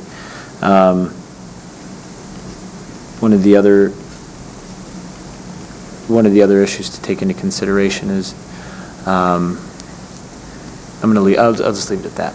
Well, not necessarily, because you will notice that there is a memo from me on your desk. I've been in touch with the American Legion, and the American Legion would like to donate their baseball equipment in exchange for last year's fees for the field maintenance. How much? I don't much were know. those fees? Jason, how much were those fees? $10,600. $10,000? $10,600. That's more. Commissioner Doran? Al brings up a great point. Would that be appropriate to discuss when we talk about all the fees and things that are... At strategic planning? Yeah, I think so. We're going to have some kind of idea from Jason what works for his budget. In the event, clearly there has to be a cap. And how do you select? First come, first serve? Yeah, that was, I just wanted to make a comment. I received something home from my son regarding a program through the college, and it very specifically stated limited scholarship availability. But yeah, I think we should probably defer this to when we discuss fees on the 17th. Commissioner Doran? I'd like to have it discussed when we discuss the fees, but I think we ought to get something on the books right now. Okay. We can discuss it again in April. We can change our minds or limit, but the applications are going to start coming in if they haven't already started. They've already come in. So I'm going to move that the Parks Recreation Commission allow the Parks and Recreation Director to approve and manage a scholarship for participants that meet the criteria laid out in the free reduced lunch program within their school districts, and that we just discuss this matter further at the strategic planning session. Is there support? Discussion? I would be much more, again, I'm hearing Commissioner Larson say, what happens if we get 80% of children who are going to play baseball for free? What are we going to do? Where is the money going to come from? I would be much more comfortable with this if we had some kind of, initially, some kind of ceiling on the amount. We don't we don't give them cash. I mean, we just let them register, right? So if we just continued and we had a ton of the kids that had scholarships, we would just be running the program at a deficit. And, maybe that'll happen, maybe it won't. I think we'll get a better idea where we're headed, and the budget will get refined as the program goes on. We don't even know how much at this point the equipment's going to cost us. So, but I think we have to have something to give Jason direction and to start this process right now while the applications are coming in. Okay, any additional discussion? Jason? Just to give you an idea, let's say we have a revenue of $7,800. That will fund 130 scholarships. We anticipate about 720 kids, so we're talking, even at that rate, just to give you an idea that we're talking, a fifth of the program. 1/5 of the kids would be about $7,800. In talking with the parents that were involved with American Legion last year, they didn't see a 20%. It wasn't as high as 20% of the kids that needed scholarships last year. So we do have some general idea, although some of the information from American Legion isn't the most concrete information from previous years.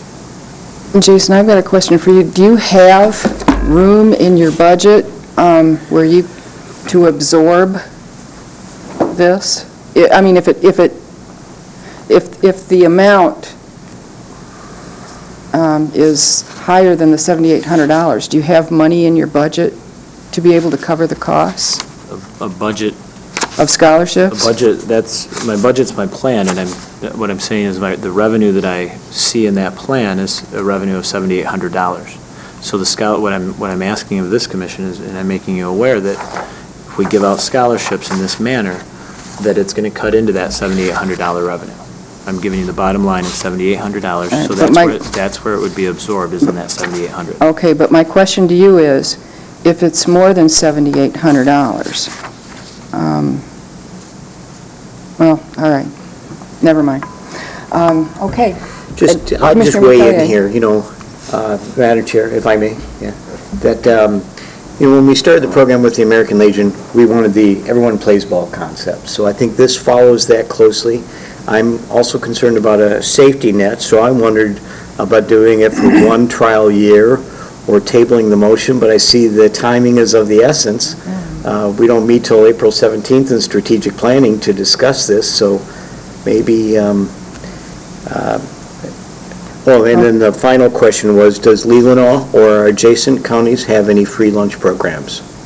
Yeah, Will you just be basing it on income guidelines? It's a state program. And will this be for children outside Grand Traverse County? Leelanau, Antrim, Benzie, I understood the American Legion had Leelanau players.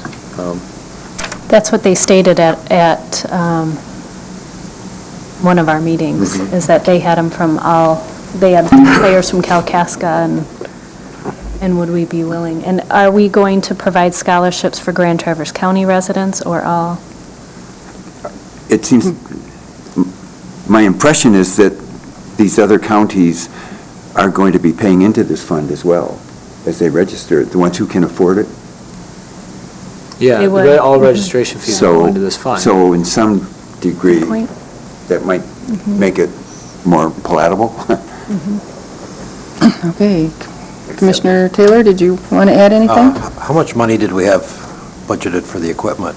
And if we take the Legion's equipment, is that going to save us some money And could that money be put towards the...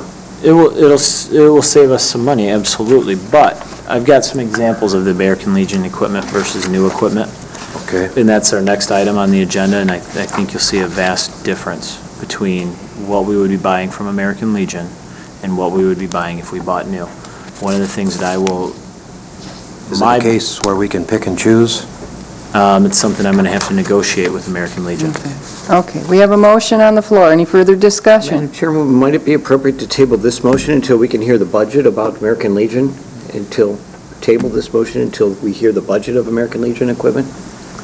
Well, this really is scholarships, so, An option, yeah.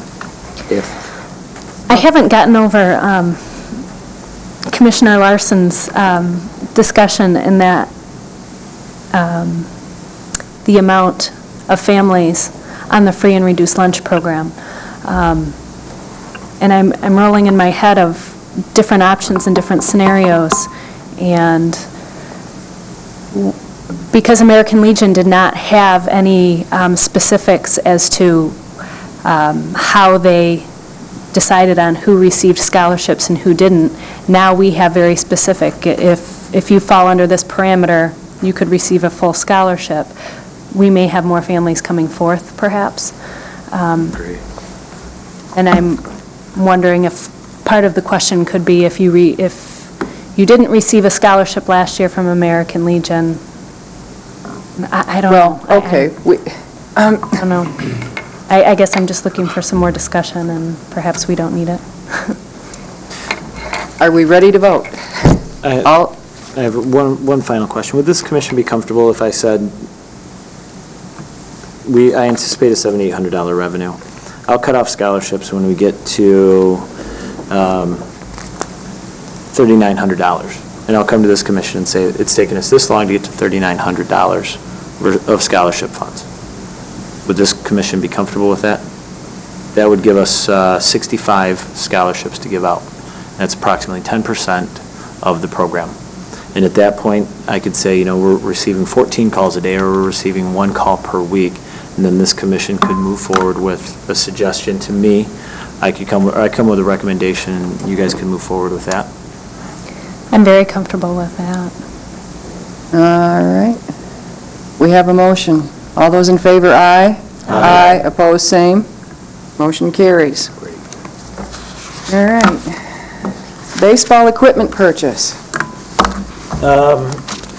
Since we took on baseball, one of the first concerns that I have is that this program is run safely. If we're going to provide equipment for these kids, we need to provide equipment that provides the utmost safety to the players. And I realize Commissioner Max Bauer's been in touch with Mark Greiner from American Legion, and I've been in touch with Mark Greiner from American Legion. And American Legion, I sent out an email.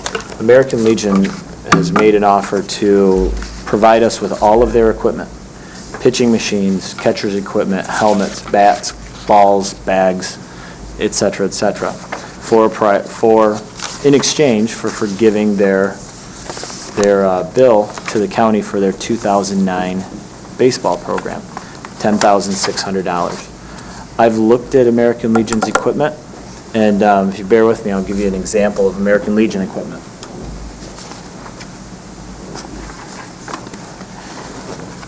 In my conversation with Mark Greiner, he showed me the equipment that they have, and I asked him, I'd like to take an example to both Dennis Aloya as well as the Parks and Recreation Commission about what you would consider to be your average baseball helmet.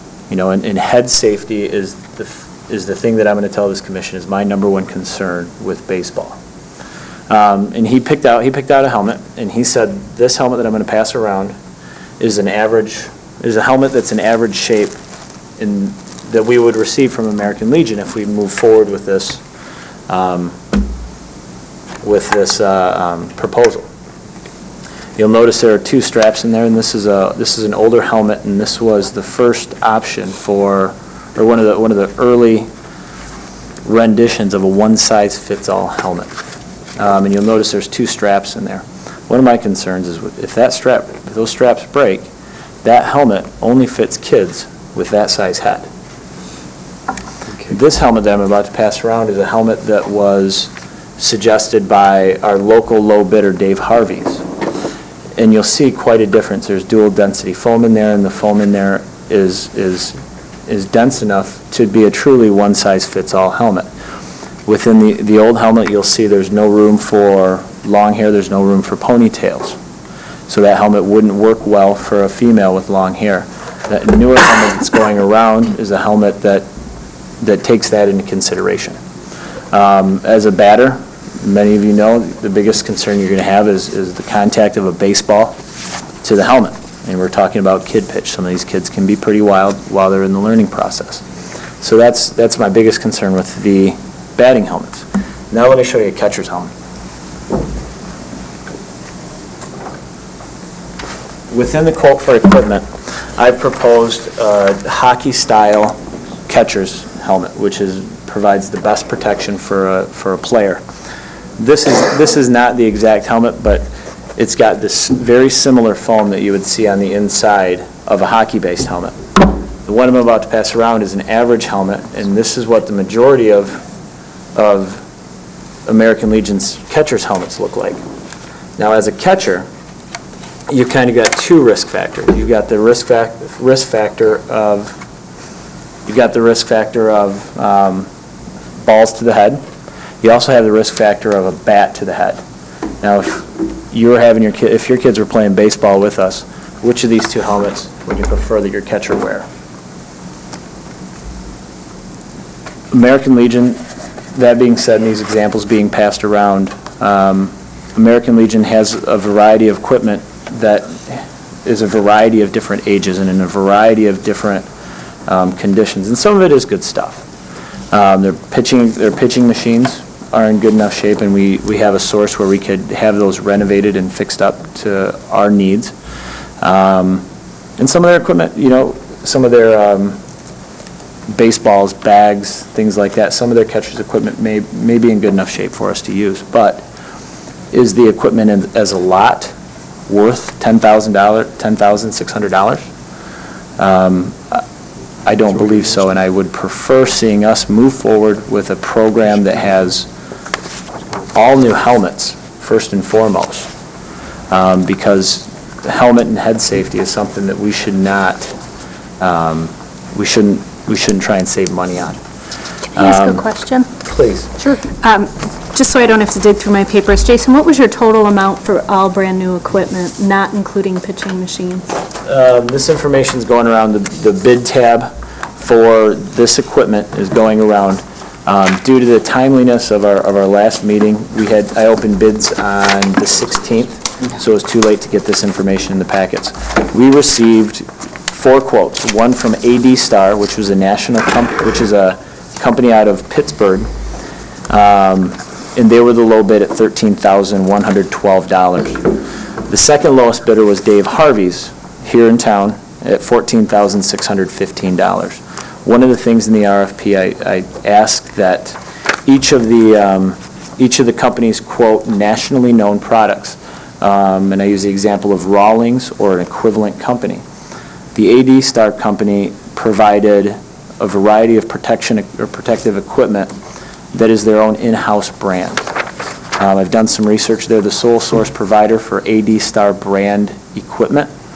And I did some research trying to find folks that I knew that used AD Star and haven't found anyone. Versus Dave Harvey's quoted all nationally known products from Easton, Rawlings,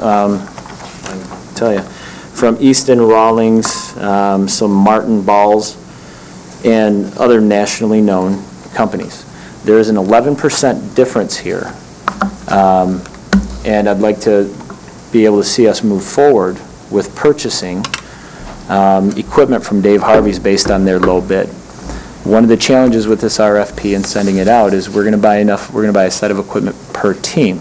If our numbers are low, we're going to buy less than $14,000. If our numbers are high, we're going to buy a higher amount than $14,000. If we purchase some American Legion equipment, we'll be able to reduce our new equipment cost.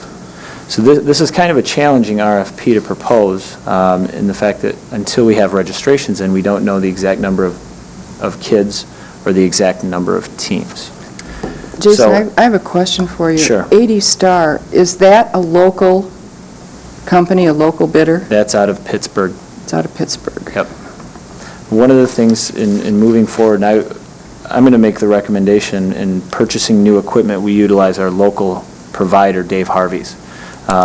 One of the other reasons for that is on an annual basis with baseball, I plan to replace a portion of the equipment. The second year, we're not going to have as much equipment replacement, but especially the third, fourth, and continuing on, I'd like to replace a portion of our equipment so we know that we have the most up-to-date, that we have the best protective equipment for the players. And I think it would be good to buy it from Dave's and maintain a relationship with a local vendor. Commissioner Doran? I agree to do it locally. It's worth the extra $1,500. You have to service catcher's equipment. Straps break, sometimes balls even fail, and you need somebody that you can go to locally to get that rectified. I want to make a couple of points, though. I think we should buy what we can from the Legion that, is suitable. Maybe the bats, maybe some other things, and you should negotiate it. I don't think we should forgive the fees, the stuff they got, it just isn't worth $10,000. The other point I want to make is they did not buy the pitching machines. The pitching machines were purchased by a VFW post, I think it was either Kalkaska or Kingsley, that I represented in litigation and didn't charge them. I represented them for free. We won the case. They got a good sum of money. They made, at my request, a donation to purchase the pitching machines. So unless they've been replaced somehow along the line, I don't believe the Legion spent, at least not substantial money, towards those pitching machines. So it would be, I think, fair for the county just to have those and refurbish them, because it really wasn't, although I guess they owned them, but they didn't really pay for them. But I'm prepared to make a motion that you go and purchase the equipment from Dave Harvey's for accept that bid. I'll second. Discussion. I want to bring up one point in regards to this. Based on this $14,000 quote, this is something that I'll have to take to the Board of Commissioners at the end of the month. But I should have clarified that. That's what I'm looking for, is a motion from this commission. Discussion. I do agree. I think the suggestion of, and maybe you have looked over the equipment carefully, Jason, but if we can get some of the equipment some of the used equipment from them, I guess this would drive the bid lower for that which we didn't need to buy. Correct. And so as long as that would be my suggestion, to do that and not just submit this bid as is and stamp it and go. Absolutely. And I have because of the timeliness of American Legion's offer for the equipment, I have another issue to discuss in regards to equipment when we're done with this motion. Okay. Madam Commissioner Chair, I just Cavalier. want to clarify, Jason, do you only need to go to the Board of Commissioners if the quote is over 10 grand, I believe, purchase policy? That's correct. Okay, there's other mechanisms for less. So if you're successful in buying more American Legion equipment and less Dave Harvey equipment, you can get that number down. Just backing up, I agree. I think it's a good compromise, because we can't put a price on safety on some of these helmets, but you're right, the bats are not such safety issues as well. And then finally, I was just looking over your budget, there's trying to come up with $4 grand that we could put at this, and I saw there's $15,000 in the Parks and Rec Commission for consultants. Do you have that earmarked for something? That's earmarked for a master plan for the Civic Center. Okay. And that's very, very much needed. So I see that we're trying to balance cost and expenses, so maybe we can look through some of these budgets, we can come up with some funds to buy safe equipment. Other than that, I support the motion.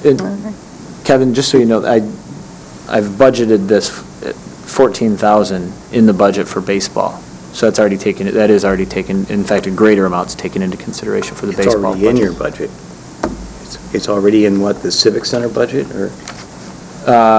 In the budget for Oh, it may, depending on when you did this, yeah, it may be shown in here. 315.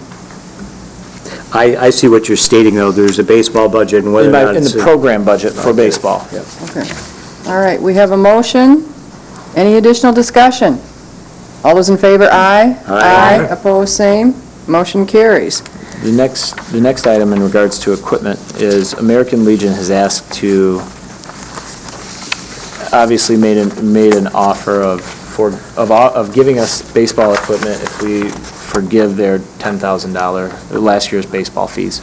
And that's I guess their opening offer. I'd like some leeway to negotiate with American Legion, and I think, I've given this some thought, I think the best way to negotiate this is a per-piece fee. We don't want all their equipment. But things like bats, things like if they have catcher's gloves that are worthwhile, they have some new practice balls, we'd be happy to take those for a fee. But I'd like to be able to negotiate with American Legion on a per-piece fee. That way we're not taking a bunch of equipment that, frankly, we're just going to put in the dumpster. And I'd like the authority to do that up to the $10,000 fee from American Legion. One of the interesting issues, they have a trailer that's parked next to the Civic Center. And it's probably a 6-foot by 5-foot trailer. And it appears to be in good shape, and I assume American Legion owns it because it's been in our fields for quite a while. And if that's part of this $10,000 fee, or that $10,000 cost, of course, it would be more beneficial for us to negotiate up to $10,000. But I don't know if that's an option from American Commissioner Doran. I think this is a county manager, Dennis Aloya question, not for us. Okay. I would agree. All right. Moving on. Information reporting to commissioners. I've got a concern with the amount of time that our department is spending providing reports to Commissioner Max Bauer. She's had a few conversations with myself and conversations with Dennis Aloya, and mentioned that she is researching going out with a request for proposals for management of the pool.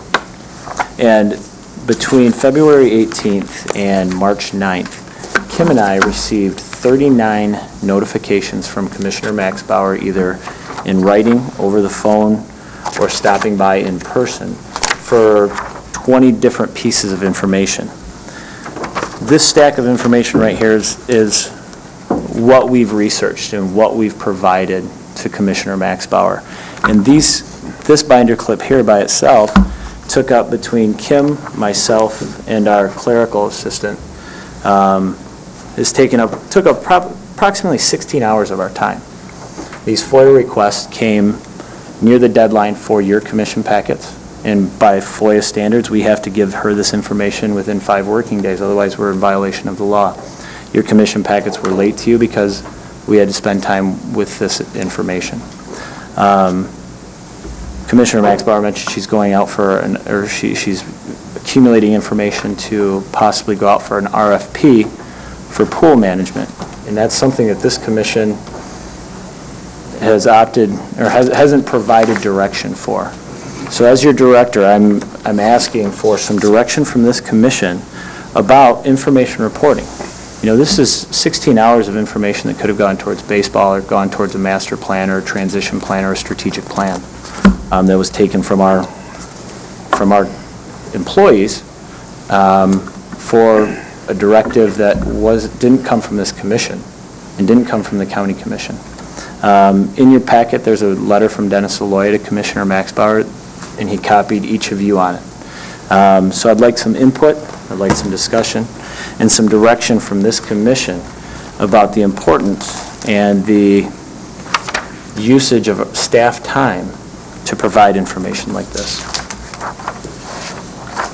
Commissioner Larson. Well, I guess, Jason, I'm a little discouraged that you would use this takes too much time as an argument. I guess based on the numbers that were briefed to us earlier, about the rapidly increasing cost subsidy from the county, what appears to be on initial analysis, increasing subsidies at increasing rates, decreasing revenues at increasing rates.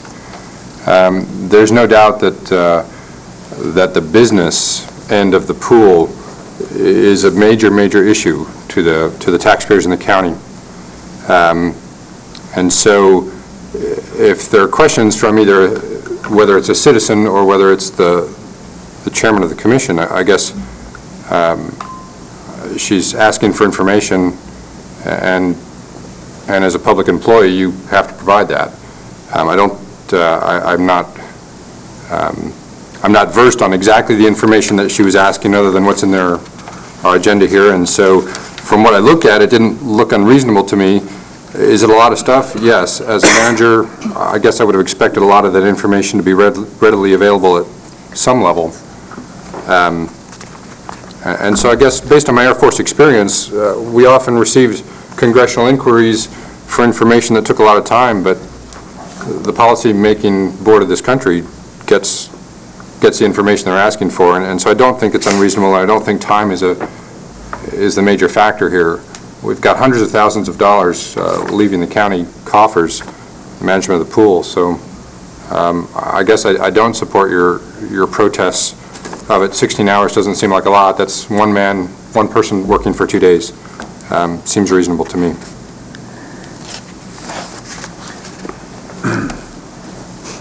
Commissioner McEllier, then Commissioner Karstens, then Commissioner Byrne. Just briefly state, it's unfortunate that, I trust that who's ever requesting information has a need for that information, has a valid pursuit to get that information. My office gets FOIA'd, we immediately respond. It's unfortunate that someone needs to FOIA a document rather than willingly, in a timely fashion, being given that information. But nonetheless, if it's not forthcoming in that matter, then it has to be FOIA'd, so be it, and pursuant to accomplishing a task. So that's one of two issues. The information needs to be received. Hopefully, the information is more readily available and quickly accessible in the future. The second of the two items, there appears to be an accusation of private consultant taking over the pool. That may, in my opinion, be premature at this point. I believe that there's a request for information to make an analysis, and then, as a commission, we decide what direction we're taking. That's my comment. Commissioner Karstens? Commissioner Byrne? I guess I have a question for you, Commissioner Max Bauer. Have you been FOIAing all of these reports, or have you just been asking for them? No, I've only FOIA'd one time. That was on the 8th. Okay. And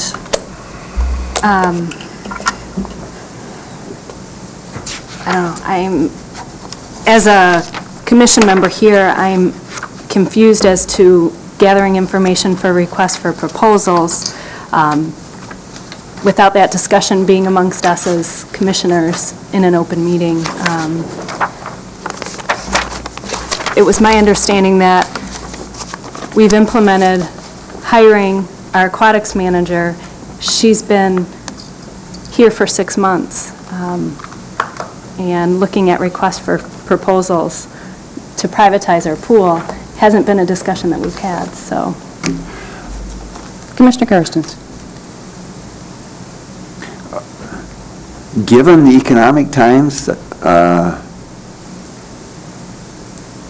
lack of use of the pool might be a function of the downturn in the economy and the increased layoffs and things like that, and so it may not be an oranges to oranges comparison to last year's participation or the previous years as to what happens this year. And so, anyway, and then to compare the time, when I was in the service, I was on call 24 hours a day, and I could work 24 hours a day, and I didn't have a union protecting me, or I didn't have to get any overtime or anything. They could use me, and so the circumstances aren't quite the same, and So, anyway, that's all I have to say. Commissioner Doran? You've asked for the proper advice on the proper handling and response to requests for information and FOIA requests, and I'm darn sure there's a policy that the county has as to how to do that. I'm not going to tell any citizen or give them my opinion that they should not ask for information. I think everybody's got a right to ask for the information. And I've seen situations that have been, very burdensome on the staff, but part of your challenge is to find a way to respond to FOIA requests, and it is not the director generally that does the work. It's the lowest paid clerical person, and you don't have to create records. You just have to provide what's there. If you're having trouble finding what's there, then you got to get a better record retention program so that you can come up with that stuff and locate it. But I think that you have to just develop efficiencies in responding to FOIA requests. It's a way of life in the public sector, whether it comes from the president of this body or, someone who's not on this commission, just a citizen demanding a lot of information. Commissioner Taylor? I don't think anybody should be limited on the information that they want from Parks and Recs, whether it's a commissioner or anybody. I don't think that should be limited. Well, I will comment just briefly. First of all, there were actually 40 requests, if you add the fact that I asked for Whitewater Park to be added to the website. And thank you for doing so. The copy of the T-base rules and the lease agreement, the copies of the ICE lease, I think all commissioners need to have that information in their files. The activity overview reports that I requested, I've actually sat in Jason's office and watched him punch or input dates and send it to the computer, and it comes out in minutes. What really precipitated this was in January, I asked, after our January board meeting, I asked Jason to include certificates of CPR certificates, certifications, and the defibrillator maintenance information in our monthly packet. I did that for a reason. I did that because in 2008, actually it was November 2007, I asked for defibrillator information, and I finally FOIA'd it in January, at the end of January, and got the information, and the information was, there wasn't any information. Defibrillator batteries were low, they weren't maintained, and I have two friends who swim regularly with pacemakers. I have another friend who has been swimming in the pool 2 months after getting a heart transplant. I wanted that information. I started asking for it in January, and I didn't get it. And not only did I not get it, I didn't get a date when I was going to get it. I got no response. I do have a response now, however. I have a response that says we had 3 certifications that expired. To me, that's unacceptable. Now, the project list, I asked for at last month's meeting. I don't think that's an unreasonable request. We had a discussion. Jason said he had 12 projects going, and I said during the meeting, what are those projects? I don't think that was an unreasonable request. The pool closure records, the reason I added that to my FOIA request was because I was swimming at the pool, and Kim has the email. There was a child that was not able to walk in the pool for over a half an hour without a diaper. And generally, if a child isn't able to walk, they're not able to control bodily functions. And I don't think I think there needs to be a policy on that. So I asked to see if there was one, and I FOIA'd the information. I continually asked for this information. I continually said, when am I going to receive it? And I didn't get a response. Well, when you FOIA information, you get it in 5 days. And I would do so again. Anything else?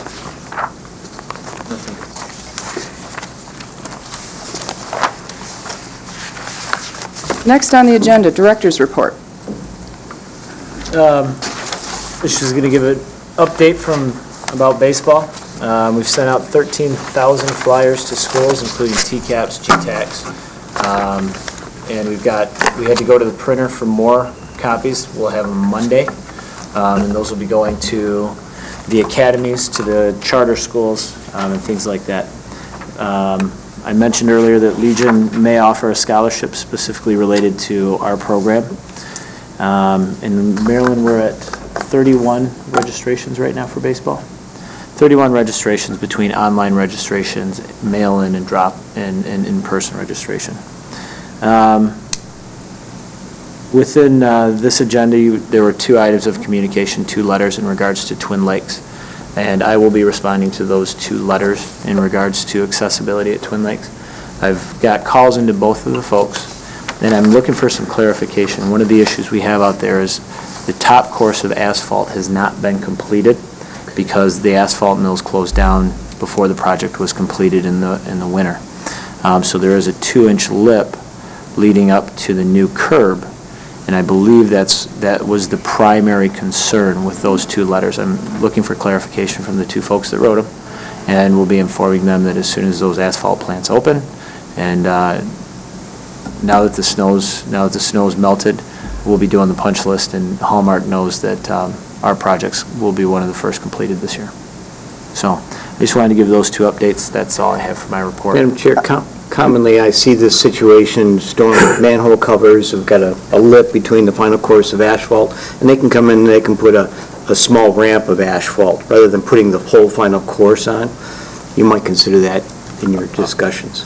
Until we have the asphalt, at this point, until we have the final course, our facility management guys are building a small ramp that will alleviate that issue. Serves the same purpose. Good, thank you. Commissioner Doran.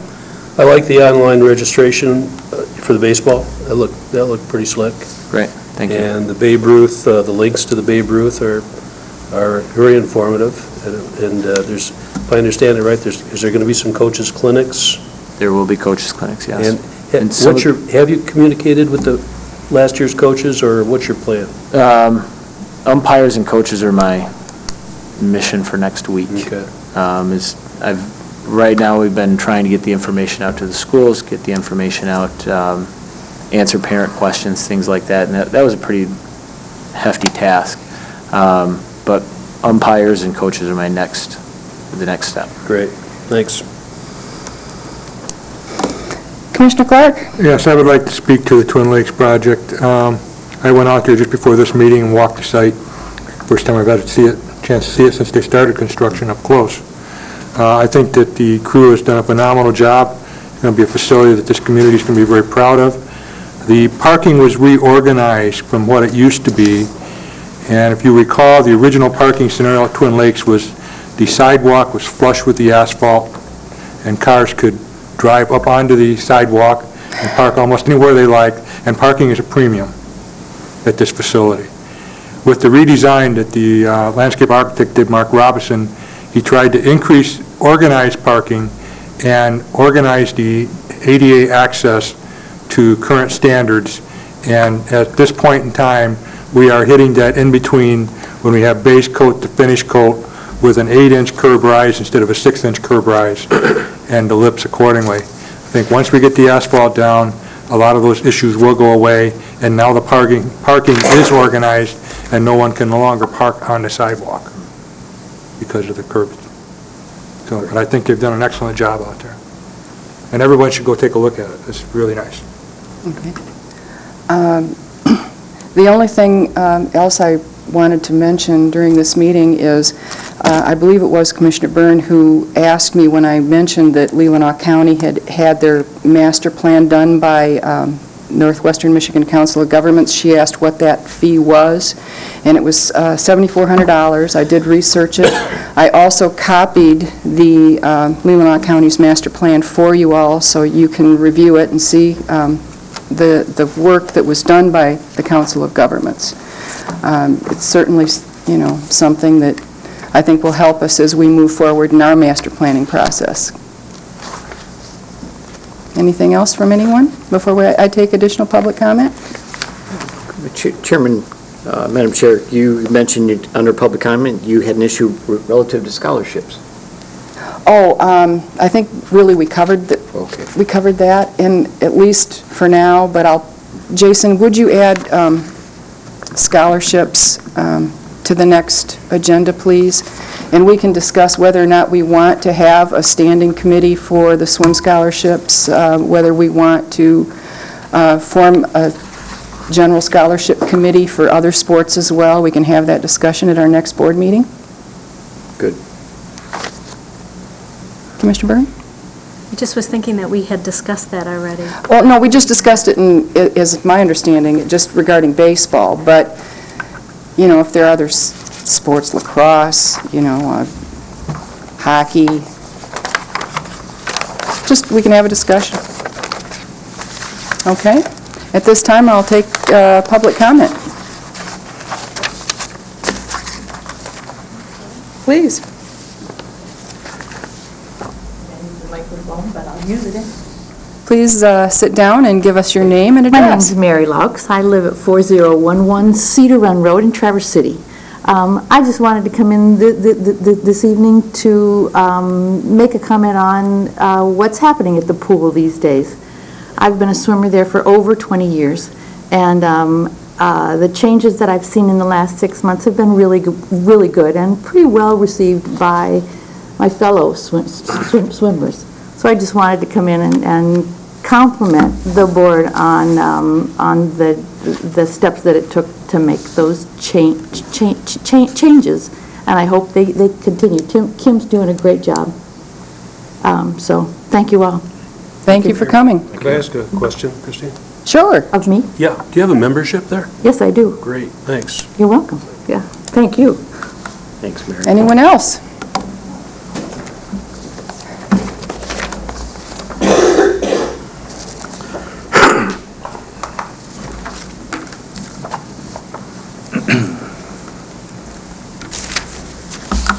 Greg Pash, 503 West 8th Street. A topic and a continuing topic, I think, that'll be played out on this board is going to be whose job is, who has what responsibilities. So, this is the reference book, John Carver, Boards That Make a Difference. He's the world-renowned expert on, how a board should operate. He's available for consulting. You can go to his, he does seminars. He has like a little university or something where he does teaching. So I wanted to give the general list of things and focus more seriously about executive limitations. But as I said the last time I was here, first thing is you are the representative of the public, the link. And then you have policy obligations, which one is to set the ends policy and the other one is to set the executive limitations. And you also have to do something like what you just did tonight, was where how do you manage yourself? What are your own board rules? So hands-on. This is from the perspective of the from the board, and this is good for both the board and for the director. And since we're talking about baseball, I think that we all know that when we play baseball, we need to play as a team and we need to play our own position. And if we don't play our own position, if we're playing somebody else's position, it's not going to work very well, and it's going to be pretty contentious. And I think we can see that here. So, examples of of what the board should do. The board set the board's work plan and agenda for the year and for each meeting. determine board training and development needs, attend to discipline in the board attendance, follow bylaws and other self-imposed rules, become an expert in board governance. Meet with and gather wisdom from the ownership. The ownership, that's public, the taxpayers, the citizens, key stakeholders, whatever terms you would like to use. Establish limits of the CEO's authority to budget, administer finances and compensation, establish programs, and otherwise manage the organization. Establish results, recipients, and acceptable costs for those results that justify the organization's existence. Examine monitoring data and determine whether the organization has achieved a reasonable interpretation of board-stated criteria. What you keep your hands off, what you don't do. You don't establish services, programs, curricular, or budgets. The actual budget is the director's responsibility. You set constraints. The actual strategic plan is the responsibility of the director. You set the objectives, the ends, and you set the limitations. But he's responsible for figuring out how he's going to do it.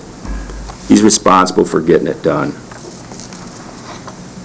Render any judgments or assessments of staff activity for which no previous board expectations have been stated.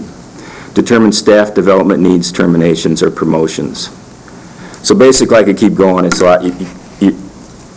Basically, you leave staff alone. Now, Mr. Pash, could you kind of wrap time's it up. up, please? Okay. Basically, executive limitations are basically about thou shalt not. We understand what that means. They're prohibitions, proscriptions. They're what you can't do. And so I'll finish with the financial condition policy, and not so much budget, but financial condition policy, and this is what a lot of the argument revolved around tonight, or the discussion, whichever word you prefer. And so I wrote it, this came out of the book, and I just, instead of use the word never, because basically limitations are stated in the negative. Mr. Pash, Okay, thank you. we'll take it up next time.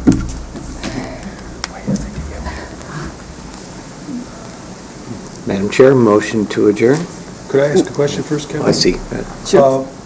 Is there any status or a report or any, what's the activity about the committee that's dealing with the resolution and the revision of the resolution with the County Board of Commissioners? That is in Mr. Cooney's hands. He is rewriting a resolution, and it's going to be brought back. And is the committee going to meet with the board, or a committee of the board, or? We're meeting next week on Thursday. We met last week. Bob is making revisions to, can't think of the numbers at the moment, and then we are meeting next Thursday to go over that, and then that will be brought forth. All right, thank you. Anything else? I would entertain a motion to adjourn. So moved. Is there support? Support. All those in favor, aye. Aye.